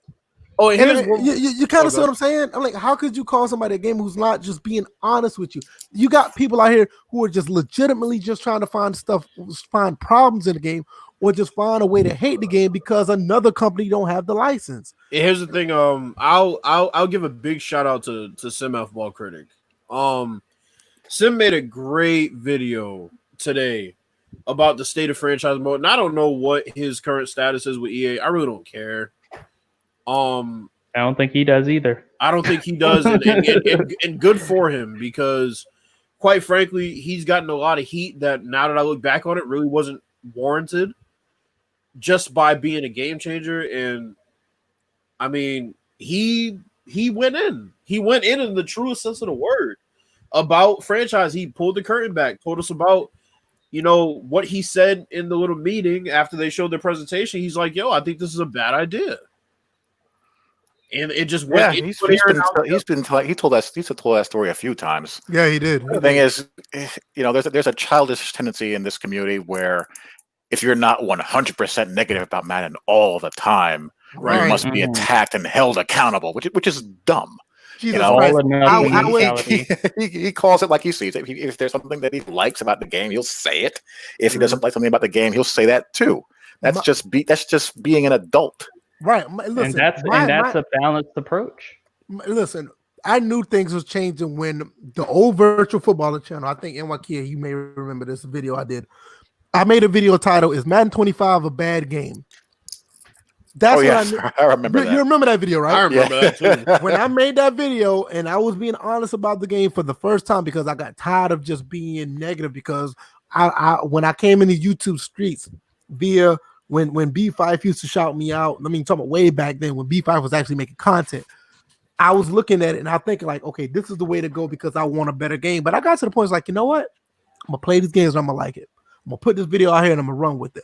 Ever since then, I realized like you said, kid, the toxicity, the childishness of people who want you to think like them. Because yeah, I mean, you're allowed to like the game. That's okay. It doesn't make you any less of a human being. You know, the lightning bolts aren't going to come down and strike you dead because you have fun playing Madden. The world will go on. Right. The sim police aren't going to come bashing down your door with their batons and carrying you off to sim jail. I mean, and Kia, here's the other thing nonsense. people got to remember that also, and you said this before, and I agree with it. I think everybody on this podcast agrees with it. Sim is not what you play; it's how you play. Yep. Oh, yeah, I remember the debate I had with Jay Music about that. I remember when me and what's his name, Regular Dave had a debate about that as well. I remember that too. I remember that. You can clown up any sports game you name. Yeah. Mm-hmm. I can go on NBA Street. I can go on NBA Street Volume 2 right now. One of the most arcadey games ever. I can turn off game breakers and all that shit and play it like it's a regular game. And a lot of people disagree. The first time we started saying that was Live 14, right? Because Live 14 wasn't. Live 14 was just a game that was just way too bare bones, but it did respect the game of basketball. Right. And everybody's like, that game's bad. How do you call that sim? It's like, we're not calling the game necessarily sim, but we're playing realistically. I mean, so that's the thing. If you play Madden, it doesn't make you an arcade gamer. Whatever stigma they want to pin to you, that's not the case. But you have to understand. You have to understand that these are people. Everybody, you look at them, they are people that want another game, and that's fine. But you have to be honest with the game that's in front of you as well. And some people are willing to do that because they're just that mad about the damn license. Yeah. You know, I mean, at the end of the day, that's what it is. And some people don't parlay this into a monetary thing. Once this becomes a monetary thing, it's very hard for me to sit here and say, hey, I can agree with what this person says, because this particular person also went down to EA and started saying good things, and people started to run away from him. He had to go back to what he used to do. Bro, let's be honest. He's convinced. Let me walk that back. Maybe he hasn't done anything deliberately to convince them. His fan base is convinced that he buys the game every year to take the bullet for them. They actually believe this. That's called a cult. What would y'all think? I'm gonna ask y'all in the comment section. What would y'all think if me, VF, Kia, and DJ said, you know what? Take this year off. We're gonna buy the game and we're gonna let you know how bad the game is. We already know it's gonna be bad. We're telling you it's gonna be bad, but we're gonna buy it. I wanna like, what the fuck? I wanna address this right here. Philly 215 says, so everybody settles for a bad game and still buy it. How do you going to expect change? I'm gonna tell you something right now. I don't think anybody should settle for what EA puts out, but for us being on this platform, we will be remiss and we will be doing you a disservice for us to not play the game and talk about the game. I mean, why would we sit here like a bunch of little girls and just be kikiing and cuckooing about a game that we haven't even played? No, but here I think right, that a normal person would just not acknowledge the game at all. If you don't like it, you don't play it, right, you wouldn't talk about it. Exactly. Trust me. There's a reason why we don't talk about Live 19 here. And in some cases, there was at a time that we didn't talk about 2K19 here. And I'm not seeing it just sitting here saying like we're not going to play certain games, but we're going to talk about it. If we don't talk about it, I said this a long time ago when I was doing breakdowns. If you don't see of me breaking down a game or playing a game on my channel, that's all you need to know about me liking it or not liking it. Also, look at the fact that, we don't try to influence people's purchase decisions because we have a conversation that also includes the audience. So if the audience has played it, then it's more of a relationship as far as, oh yeah, if I'm in the chat, oh yeah, what they're talking about, yeah, I experienced that too. And questions can form and stuff like that. So we would never tell anybody to buy or don't buy. If I'm like, at the end of the day, I would say 99% of the people that watch our show and are grown ass people. Let's Yeah, talk about this. I mean, Let's but talk this, about this for a second. but that's what I was saying is like we can't do this podcast without actually trying the game. I mean that would be real idiotic if we did not play the game and not talk about it. Now, I would never tell nobody to just buy it and settle for the game because this is the reason why we have an opinion about the game. Well, here's my thing. So I think that based on his question, I don't know if settling is really a concrete. I don't think there's a concrete definition of settling because for some people it is the game that they want, right? This community doesn't have a unified view of sim. We've tried to for years. We don't have it. So a person like me that sees the gameplay is at a certain place where I can work with it, it might be just fine for me. But a person like DJ will say, well, shit, bro, it's like they've literally done nothing with franchise. I'm not going to buy it. That's why I don't think it's everybody settling. Some people are settling. Some people say they're not going to buy it and they end up buying it. And I can actually take them as sincere when they say they're not going to buy it. And then they just say, you know what, it's the only game on the market. I'm going to buy it.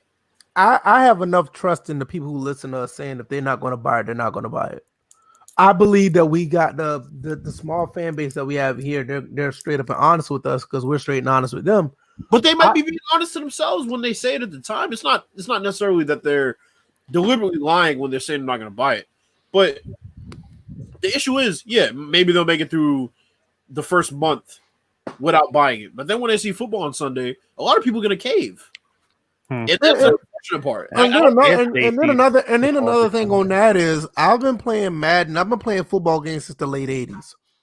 I know what I see, and I know what I'm getting into when I play a football game. I can play Madden 21 for probably about 3 days, and then I can come back and tell you how much the game is probably worth. That's why I always tell a lot of people, get the game if you can get it under $20. Buy it for $20. Buy it for $30. EA Access for $5. And you know what? Let me tell you. That's what I've said. Let me tell you something, Joaquin.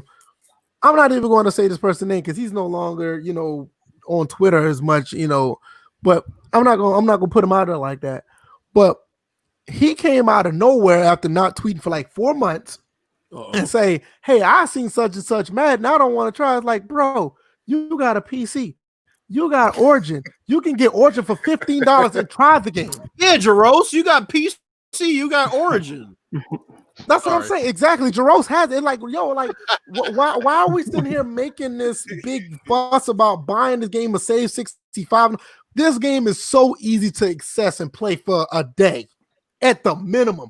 Like you said, NYK, EA Access is $5. Origin is $15 on PC. Then there's no excuse now. EA Access is on PS4 and Xbox One. A lot of people probably have EA Access, even like they just probably have it anyway. So it's like just and it's not even for Madden. Exactly. It's not. Do you know how many games you can get for EA Access? Let alone Madden. You can try the new FIFA. You can try. There's a lot of stuff you can try. You can try FIFA, Battlefield. They're all like 4 different Battlefields now. You can play Dead Space. You can. I mean, there's so many games you can play now. The damn Madden. You pay if you get EA Access for $15 on PC or $5 on the console, and you played Madden, despite with all the other games you have with that package, how much you really paying for Madden? What, 12 cents, 65 cents?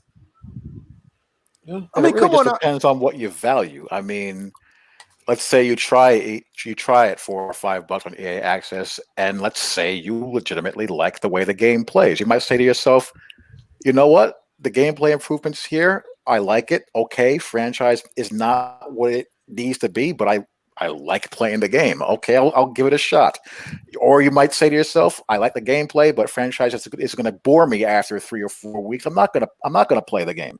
Mm-hmm. Someone like myself, I play in online leagues. I've been playing in them for a decade now, so it's a little bit different for me.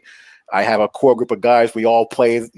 We all play. We have a community. We have our own rules and whatnot, and we have a fun experience. There's fun to be had in this game, as much as some people don't want to hear that. So it's just a matter of what you value. If you don't like the game, you don't like the game, that's fine. Don't buy it. If you like the game, but you don't feel like franchise mode is made the leap that you want But- it to make, and you can't justify it, that's okay not to buy it as well. I'm not NY going to wallop police under the man. Hold on a second. NY, you pay $5 on console, you don't like it. What did you just lose? You probably lost. You lost what? You lost a Chick-fil-A meal. Exactly. Exactly. You're not gonna be able to eat Chick-fil-A tomorrow. You know what I mean? Sometimes, fellas. I mean, people in the chat. Before I get to you, Bills, we gotta think in reality a little bit. This is not. I have to go to Best Buy. I have to go such and such place to buy the game for $65 and be stuck with it. It's not like that no more.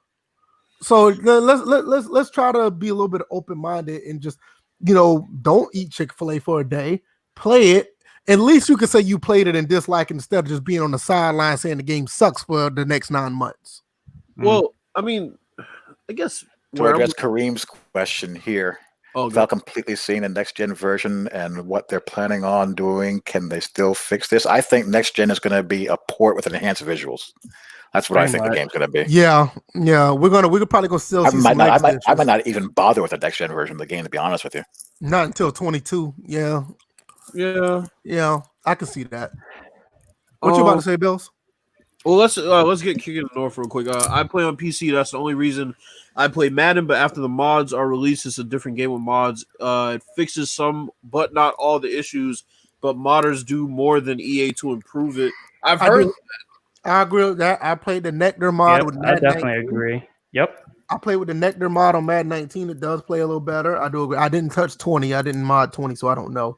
I think some F-ball critic is playing with mods on Madden 20 right now, but that's a different, Smitty is as well. I mean, that's another can of words I don't know about. You're gonna have to revert to them when their podcast is up and talk to them. My thing on this topic, I don't want to punish myself as a gamer. Like, if I see something I'm genuinely intrigued in, I'm not going to sit and say, well, because it's this company, I'm not going to try the game. Right. That's punishing yourself. Like, the people who say that they want better gameplay, it's like you're punishing yourself if you don't try that game, especially if you turn out to like the gameplay. It's like, what's the worst that can happen? You end up liking the game. You have to admit you were wrong for once. Oh, some people, let me tell you something. That's been a problem in this community for a long time. A lot of people don't like to be wrong. They don't like to be wrong. They don't like to be perceived as somebody who got anything incorrect. And that's the issue. It's like sometimes you're going to be wrong. You're spending your money, bro. At the end of the day, the only person that really will care about you being wrong or that it will affect will be you. It doesn't mean that you can't admit it. Because at the end of the day, that shows that you have integrity and that you actually are a man of your word. If they improve A, B, and C, I'll try it. Okay, then you try it and you like it. There's nothing wrong with that. But this is what I'm saying. I can't take nobody serious who don't play it but continues to talk about the game. Well, I can't take them serious. Doing that for years. You know what I'm saying? Like you didn't play it. You didn't play the game, and you constantly sit here and just talk bad about it. And like this is why certain people that are in the community now. Say they're in the community. I just pay them no mind because it's not that I hate on them or I hate them or whatever. It's just that you bring nothing to the table to offer. That's why some people already ask what a certain person, first name G, last name N, or last letter N, he doesn't come on this podcast. He has nothing to offer to the conversation. Here's the thing with him. If you notice, a lot of the shit that he tweets out seems to be really up to date with Madden. That motherfucker's probably playing it. I agree with that. In secrecy. I agree with that. I think me and Wakia talked about it. I believe he plays it every year religiously. Of course. How could he keep up with the issues of the game if he didn't? Yeah, I can agree with that. I mean, so that's my thing. Like, there's no reason to be ashamed if you play Madden. If you like the game, there's nothing wrong with it. People always knocked us for, once again, I'll go back to Live 14. You think I was ashamed for playing Live 14? I don't give a fuck how you feel about it. I kind of like Live 14, to be honest with you. It was a weird, it was. It was a weird but enjoyable game. I don't know how else to explain it.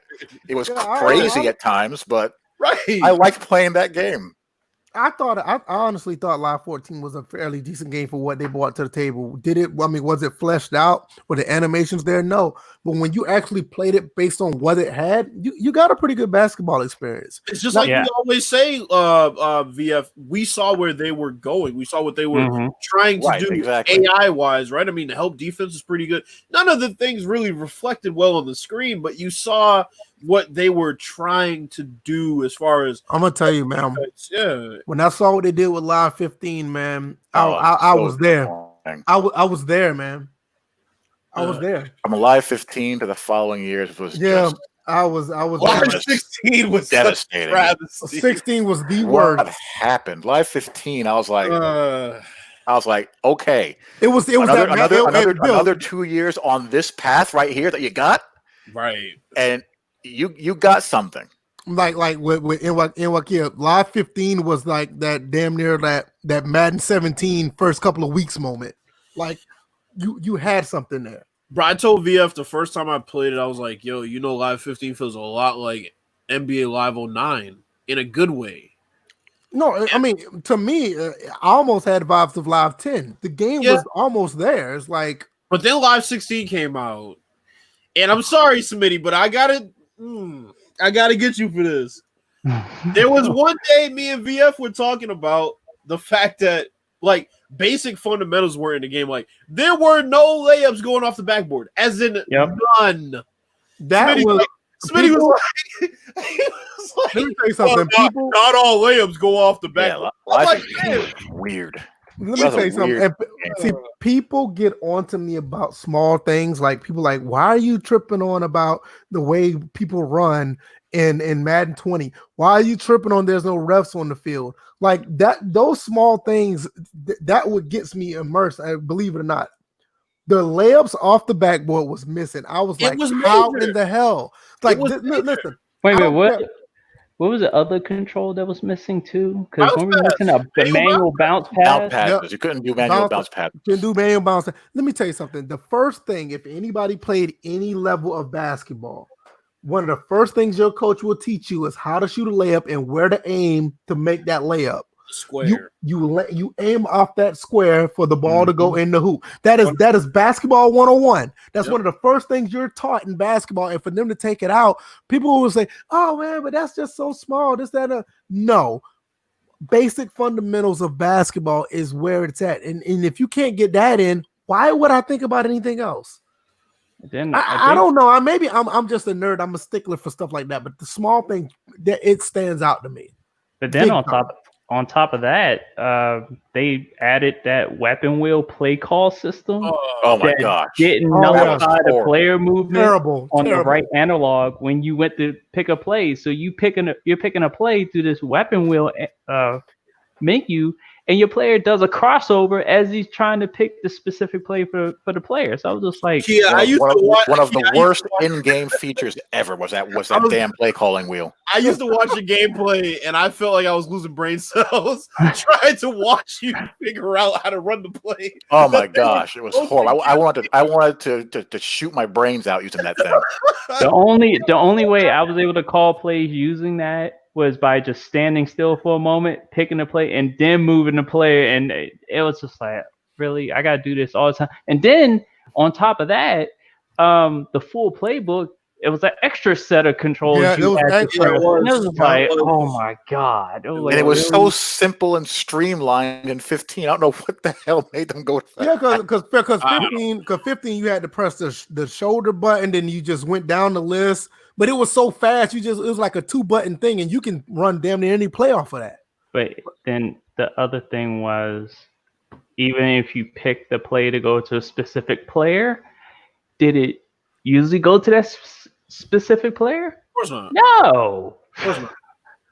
Now, I will admit, with Philly 215 saying the play art, I like the play art on the court. That looked good. I didn't have a problem. I didn't have a problem with that. I mean, the way the play art did look good. That's like one of the standouts. And then the issue is when you have that problem and you don't have enough freelance sets to choose from, Yeah. then it makes the game damn near unplayable because they just stand there and stare at you. Yeah. until you call a play. I mean, they didn't really have freelance in the game, which they promised. But you know that what? Live 15, they said they would put more in.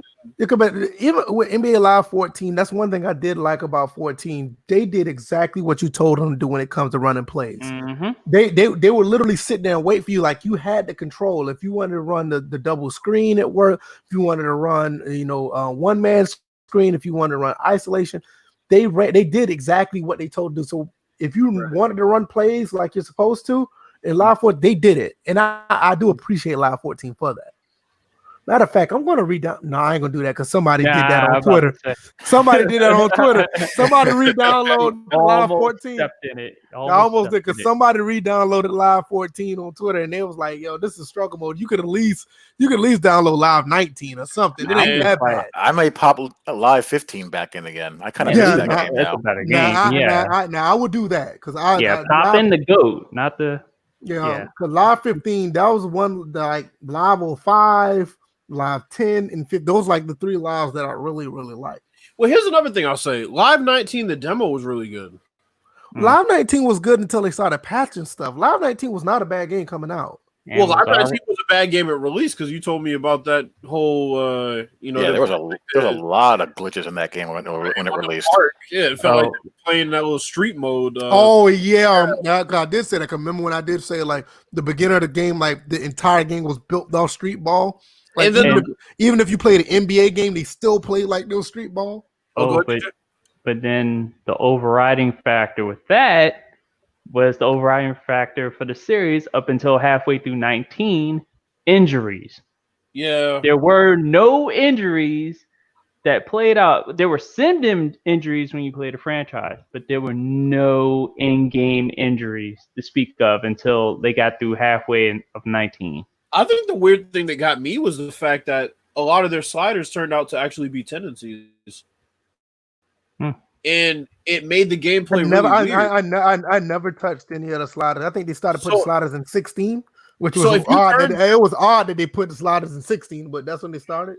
Bro, it was really weird. So if you turn down the 3-point accuracy, they wouldn't take taking threes. They stopped taking threes. Which was the year that the game released without any team tendencies at all. So they were just they were just either going right to the paint or shooting threes. God. Because it was just isolation ball all game long. Yeah, it was bad. And then of course they had the other issue where like I remember I told DJ about this. I was like, what is it about Live 19 that like the computer picks up the ball every time you bump them? Yeah. They couldn't get the ball across half court. It's like it didn't matter who you were checking them with. Like they couldn't get the ball across half court. Like this game is really. I mean, for all the positives of Live, like they have a couple that I think they still do a bit better than 2K, like player movement, right? I mean, I think the spacing in Live is like one of the best in the game. In that game. Spacing is really good in Live. Defensive AI is really nice too. I mean, help defense. You don't need any sliders for that. Help defense is really good in that game. The shot block animations are pretty nice.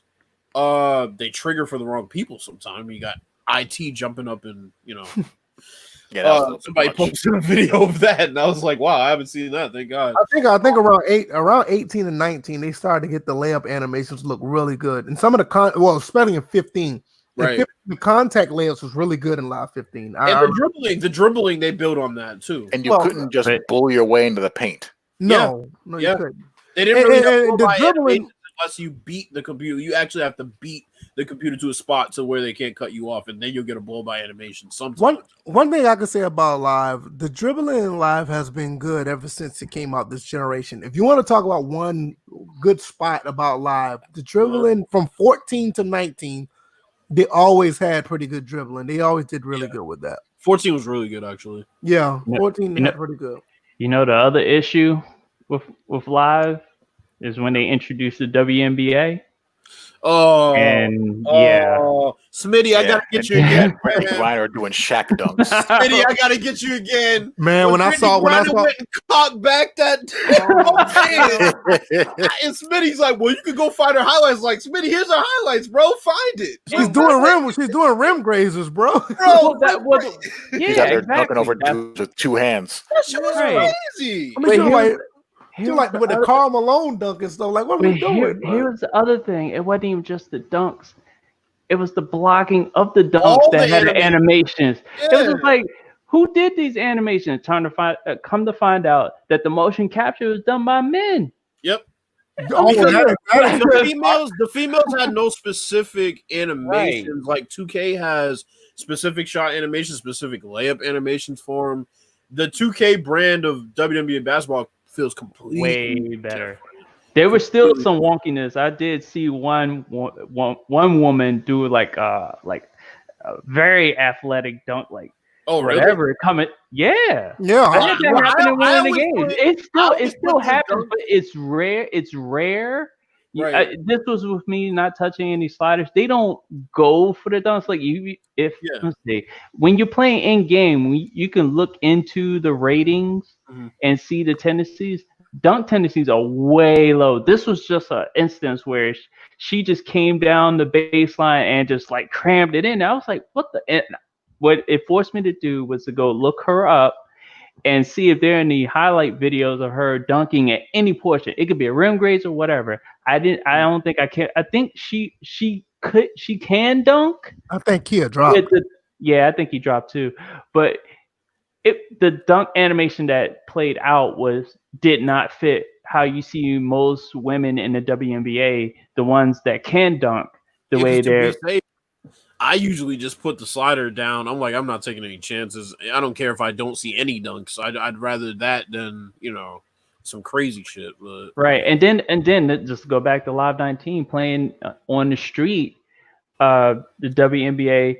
There was one point I forgot which person I was controlling, but she's a great player, Deladon. But she ain't boxing out D Cousins though. Oh nah, let me tell you something. When I saw that shit happening, I was like, y'all need to take them out now. Deladon was out here giving these dudes the work. Yeah, that was just madness. Y'all remember NBA Street Home Court? That's what that shit was like, NBA Street Home Court when they put the females in. Jared said, Diana Taurasi and shit was dunking. Right. Jared said Live 19 had an NBA Street feel. I agree. It did. Yeah. They put all those dribble moves in that were kind of complicated to pull off, but they were. I got a question. Did Creamsicle dunk in that game? Probably. Ain't that Cream Bigums? But yeah, Creamsicle. I don't know why he called him because that's what you called him the first time. I don't know. I probably have to look up some gameplay, but the fact that they concentrated more on putting YouTubers in, like that kid Tristan Jass or whatever his name is, they were more concentrated on putting him in than putting sim aspects in the game. It's like, what the hell? Yeah.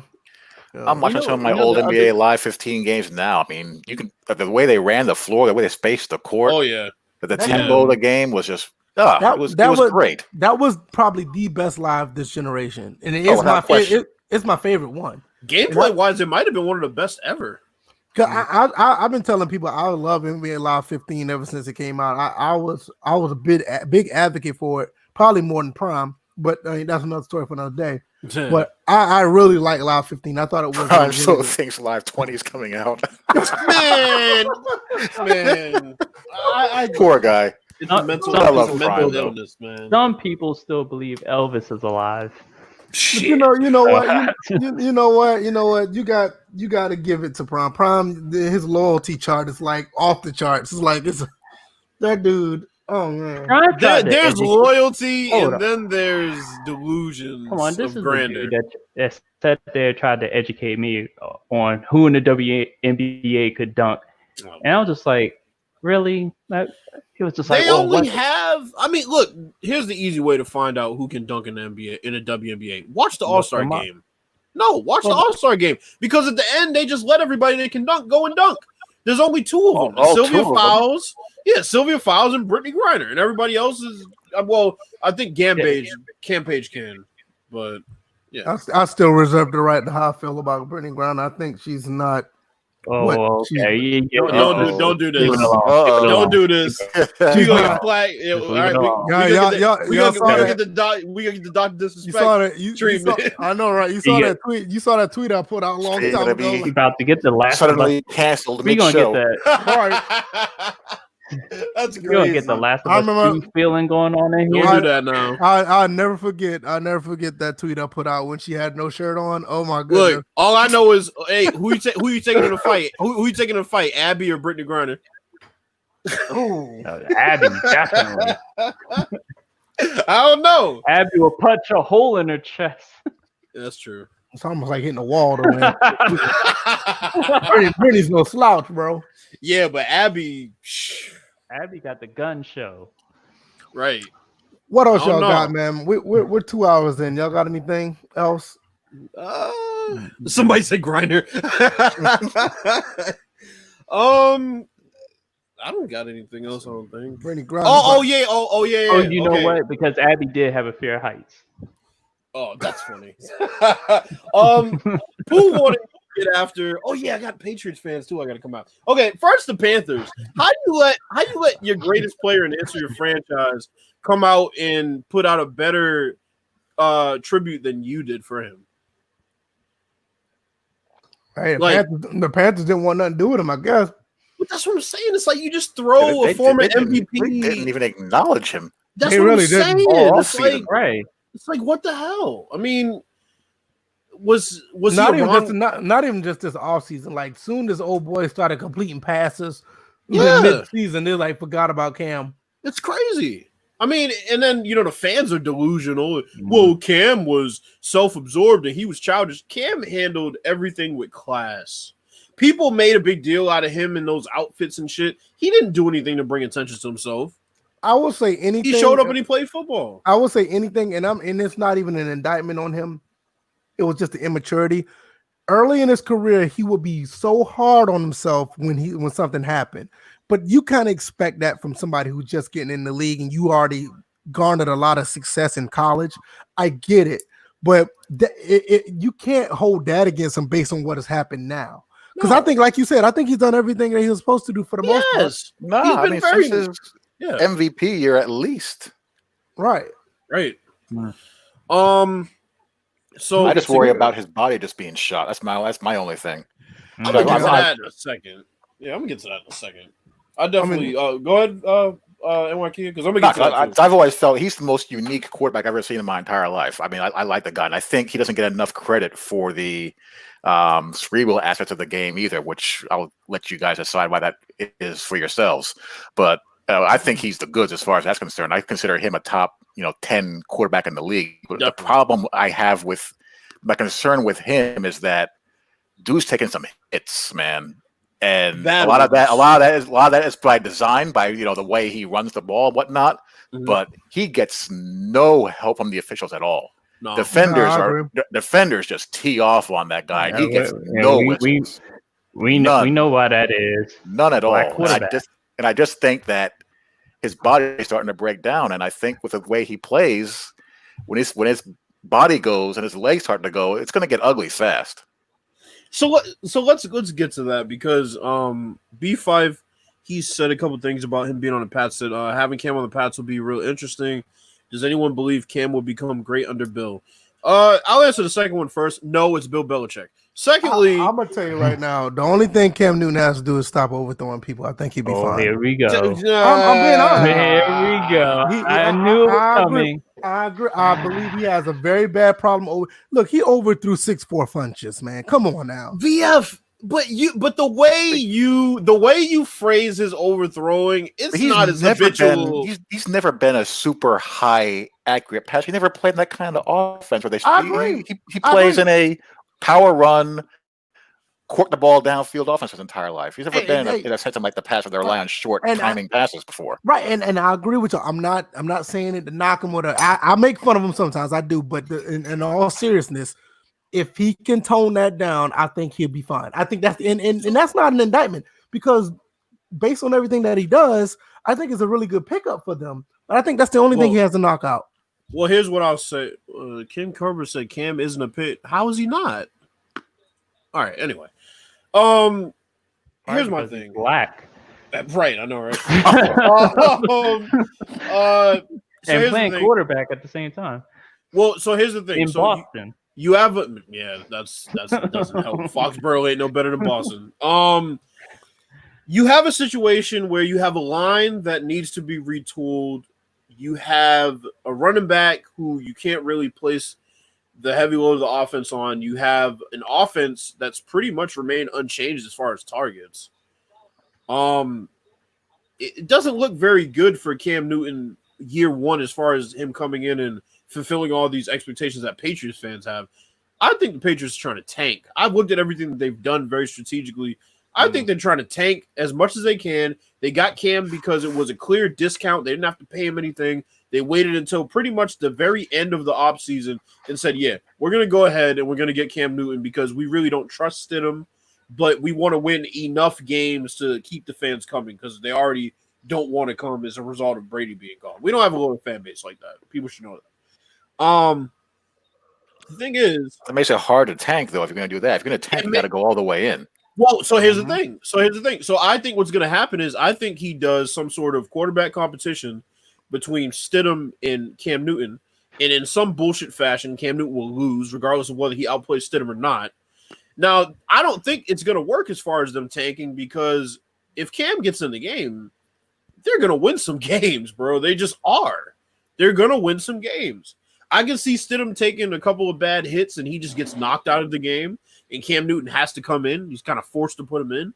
And then they're going to win too many games because they're going to play themselves out of position when you compare them to teams like Detroit.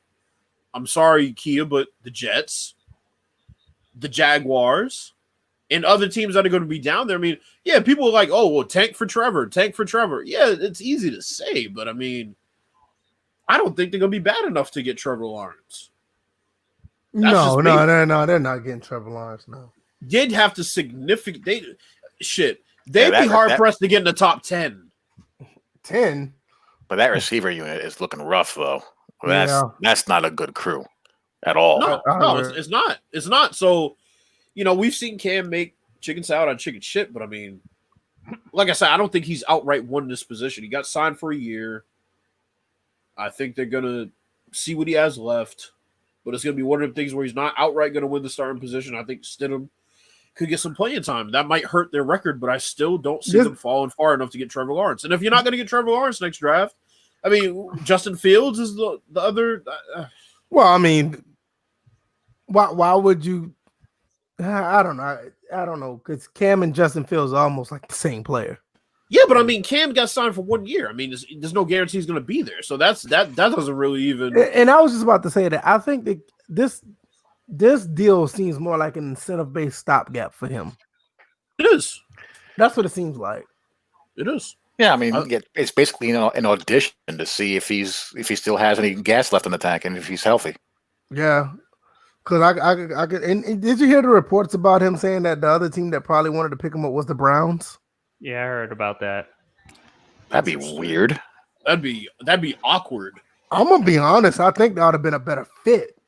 That'd be awkward. That'd be very awkward. That doesn't. Yeah. You said how? That's not the most mature locker room in the face. Oh, of the I know. See, I'm looking at it based in. on. I'm looking at it based on talent. But y'all are right. Yeah, when you look at the characters there, yeah.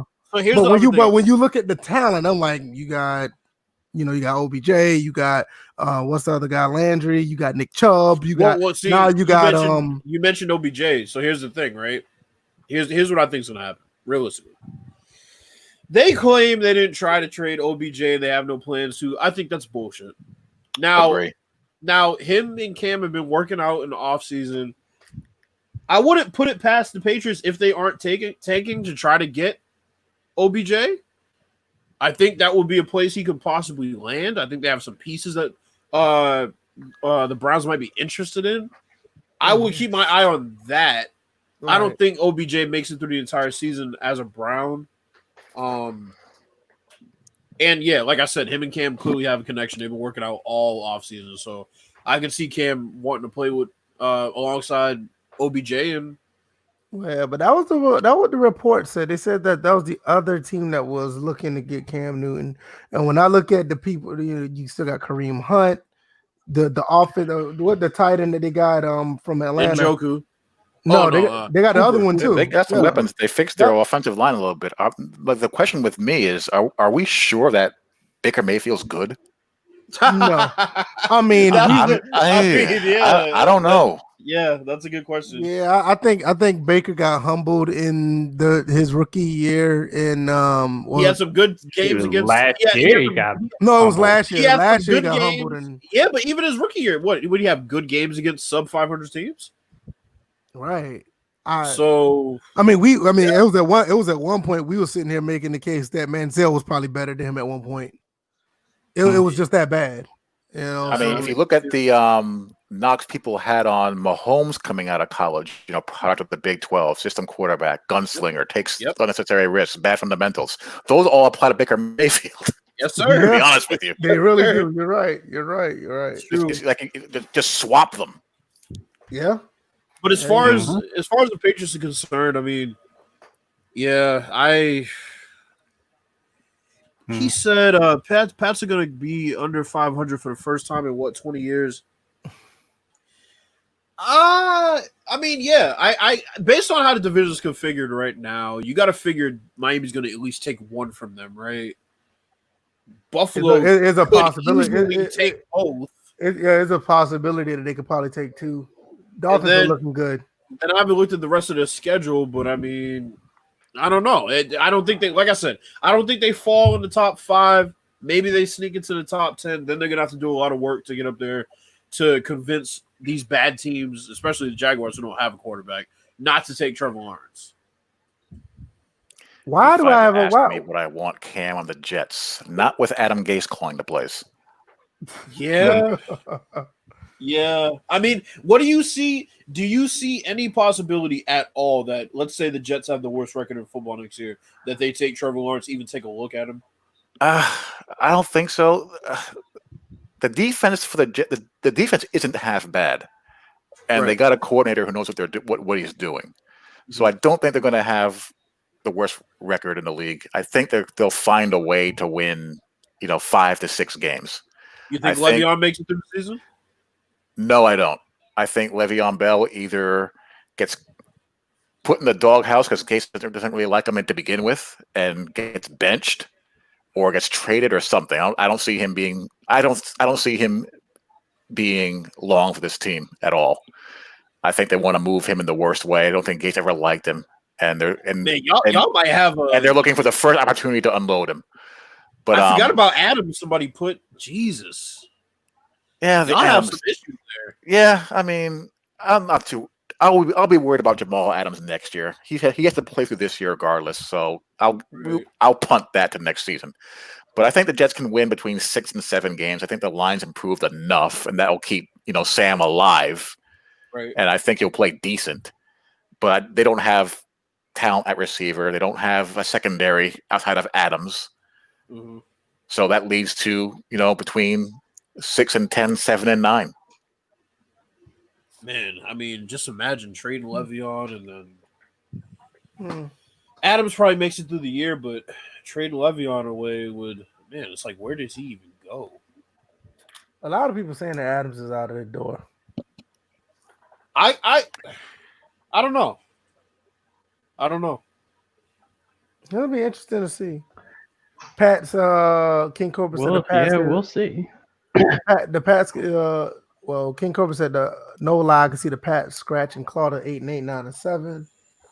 Yeah, but the thing is, I'm not sure. I don't know. I don't think it's even so much scratching and clawing to 9 and 7. I think there are certain games they're going to go into where they are going to win them decisively, but it's going to be when they start facing this hard schedule that they have.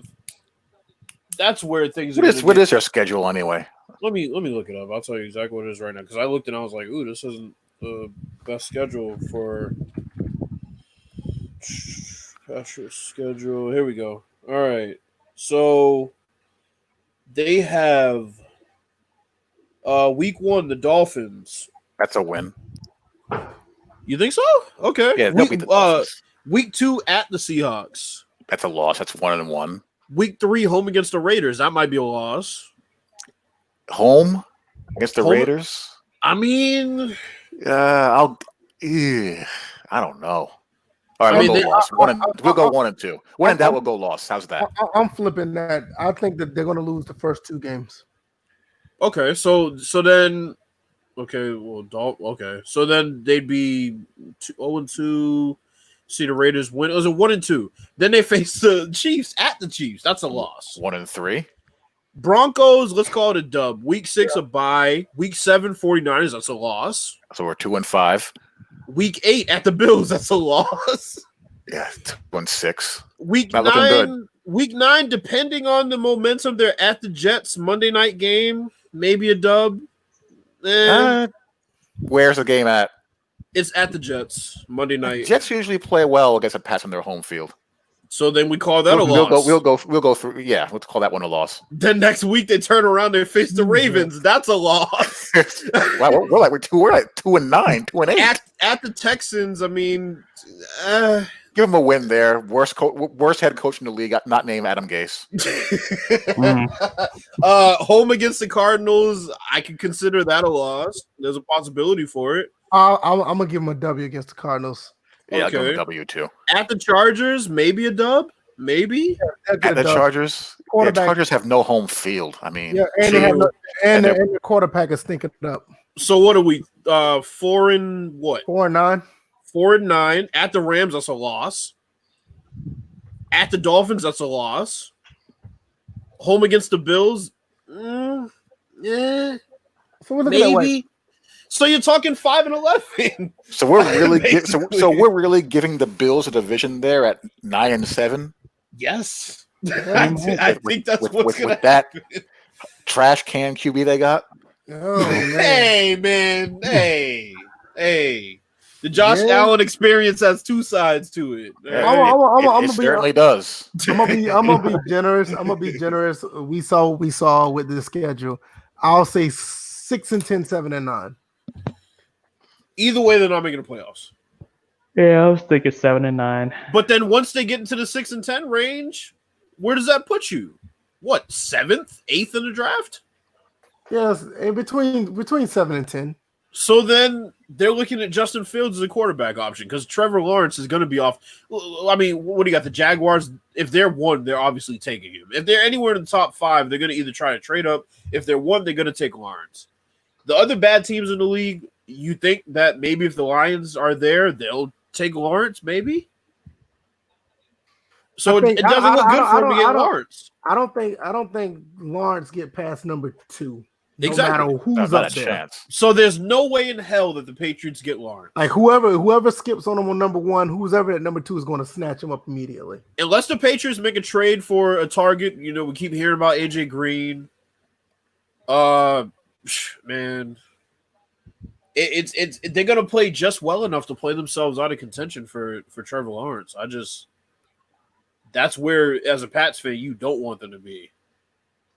If you're gonna tank, go all the way with it. Yeah. So, I don't know. but hey, Yeah. my heart's in It's Tampa Bay. It's So. basically a 2 QB draft next year. Yeah, I'm thinking, Unless someone comes out of nowhere. And then skill position players. I mean, what do you have there? It's like, because I'm thinking about quarterbacks in the college now that up and coming. Like you said, those are the only 2 I can think of. yeah. I really can't think of anybody else unless, like you said, somebody just has good mechanics and be efficient. Unless you get another Joe Burrow, which doesn't really come around very often. Yep. Right, or just somebody's under the radar who's just playing efficient and just looks decent. Yeah, And it's not like you might give him a solid number 3 that's like a Daniel Jones type, like a solid guy that just comes out of nowhere. and I how often don't see nobody flashy coming out. I don't see. and that. how often do trades for quarterbacks happen? Very seldom. So No. so yeah, I mean, they better be taken hard body. All right, fellas, what we got? You got anything else? I'm 'Cause, good. I'm good over here. Nah, I'm good. kind of fulfilled everything. Joe Burrow equals Tom Brady. All right, Pooh. Let's do the outros. What I you like got, Joe Keith? Burrow. I do. I like him a do lot. too. I like Burrow. I hope like he does him a well. lot. Yeah, I like him a lot. Mhm. What you got, Kia? No, I got nothing else. I'm done. Good. All right. What about you, DJ? Everything was good tonight, and Bill's got his roast in, and I produced a video earlier. So yeah, I think it was a good chat to talk about what didn't happen today in franchise mode. So that's like the running theme right now. What didn't happen with franchise? What didn't happen at the EA Play streams? Like, Bills got set up so good for that though. Bro, That was so funny. Oh, it was like, wait 1 second. He was like, wait a Hold minute. up. Bro, I had to process it. I'm like, is this really like? Is a joke? Yo, Is like an introduction trailer like to the gameplay? It's like that one video clip that they see. That one Hispanic guy was like looking around, like, "What the fuck?" Like, wow. Oh man. What about you, Bills? What you got? Shout out to Dame Lillard for getting the cover of NBA 2K21. It's about time he started getting some of the recognition that he deserves. He was live 15 cover. And Kobe fans He was a live 15 out. He was a live 15 cover, VF. You said it exactly. It's a live 15 cover. I mean, seriously. We're not about to slander that game, though. I'm not gonna right. Look, I'm gonna slander Live 15 itself, but I'm gonna slander the reputation Live had going into that year. Well, you know. Okay. How many people even remember the last 4 live covers? Who's on the cover of Live? Real quick. I think Westbrook was. Embiid was on. He was on Live 16. No, Embiid was on 19. Wow. James Harden was on 18. It was Embiid. No, was Harden on? Oh yeah, Harden was on 18. Nobody was on 17. Nobody was on 17. Westbrook was on 16, right? Yeah, Westbrook was on 16. Dame was on 14. And who was on 14? Kyrie was on 14. I mean, you remember that, but give that test to a bunch of other people. Like they won't know. So shout out to Damian Lillard. Wasn't Luka Doncic supposed to be on? He was live 19. Live on live 19 was it? Or was no, I thought 20, Luka was 20. Yeah, Luka was on 20. Or the never to be released 20. Yeah, he was supposed to be on 20. He was supposed never to be released 20. According to Right. Yeah, so shout out to Dame for that. And yeah, Kobe fans, relax. Trust me, y'all getting y'all's cover. It'll be the last one they reveal because the next one will probably reveal the next gen, and then the legendary edition will probably be the last one. It's got to be a Kobe cover. I don't know why it wouldn't be. Real quick, most who do y'all think? Getting a digital version anyway. So I was gonna ask, who do y'all think? Zion for the next gen? Oh, Zion's on 21. Zion. Next year, he's on 21. Yeah, he's on next gen 21. Other than that, great podcast, great interaction in the chat again. Whoever disliked the podcast, your mom's a hoe. And yeah, that's all I got. I don't have anything. I appreciate everybody coming through. B5 always fun to come through the last 10 minutes of the episode. We really appreciate that. 20 minutes this time. Yeah, it was 20 minutes this time. So okay. How much is Kia getting paid for this? Yeah, you see that, right? Hey, look, if you would have came on last time, you would have found out, but you don't know because you didn't come on last time, B5. So right, you know, exactly. Now we docking your pay for when you don't show up. All right. Well, anyway, Kia, we do appreciate you coming by again. You know, the door's always open. Maybe maybe next episode we can talk about Doug Flutie's Maximum Football. It's a lot of hype around that. Why you want to put yourself through that? Why feed people? They haven't showed gameplay yet. You never know that. You know, they talk about they redid all their motion capturing and. I'd rather play Atari. What about football than Jesus Christ. People are wasting their time. Man, I bought 19 and I had fun for like 30 seconds, bro. It was just that bad. I didn't buy it. I'll let you take that bullet for us. Yeah. What about Axis? What about Axis Football? Are they still around? I haven't heard anything from them in a long time. I haven't heard nothing. See what the gameplay looks like, I guess. You know it's bad when Dollar Jr. don't even say nothing about them. You know? Wow. I know, right? Yeah, they kind of disappeared. I mean, what happened to them? All right, I haven't heard anything. Well, the one thing I did hear is that they revealed their whole draft day experience. I ain't gonna lie. I like this. I'm gonna put this in the chat. I mean, maybe. Do you think they were a bit? Tell me that's not dope right there. I like that. What'd you put in the chat? The new 2K14 mod that they put on PC. Where is it? It's in the DM. I'm sorry. I love that VF takes bullets for us. Hey, we ain't gonna do that to Last of Us 2, man. Right. Because you saying that about Last of Us 2. Yeah, But but yeah, that's I like that. That's nice. That's pretty dope how he modded that in. But anyway, all right, guys, we'll see you guys Thursday. Like I said, we might talk about maximum football. Might talk about. No, I doubt it. We ain't playing that shit. But we ain't talking Not about anymore. But yeah, man, come back through and like I said, NYK anytime you want to come through, the doors open. Same thing with Big Zay Mac. Always good. And we'll see you guys next time. Spread the word about the podcast and listen to us on iTunes and Google Play. All right, people. Peace. Later, folks. Out. we continue to make gameplay a priority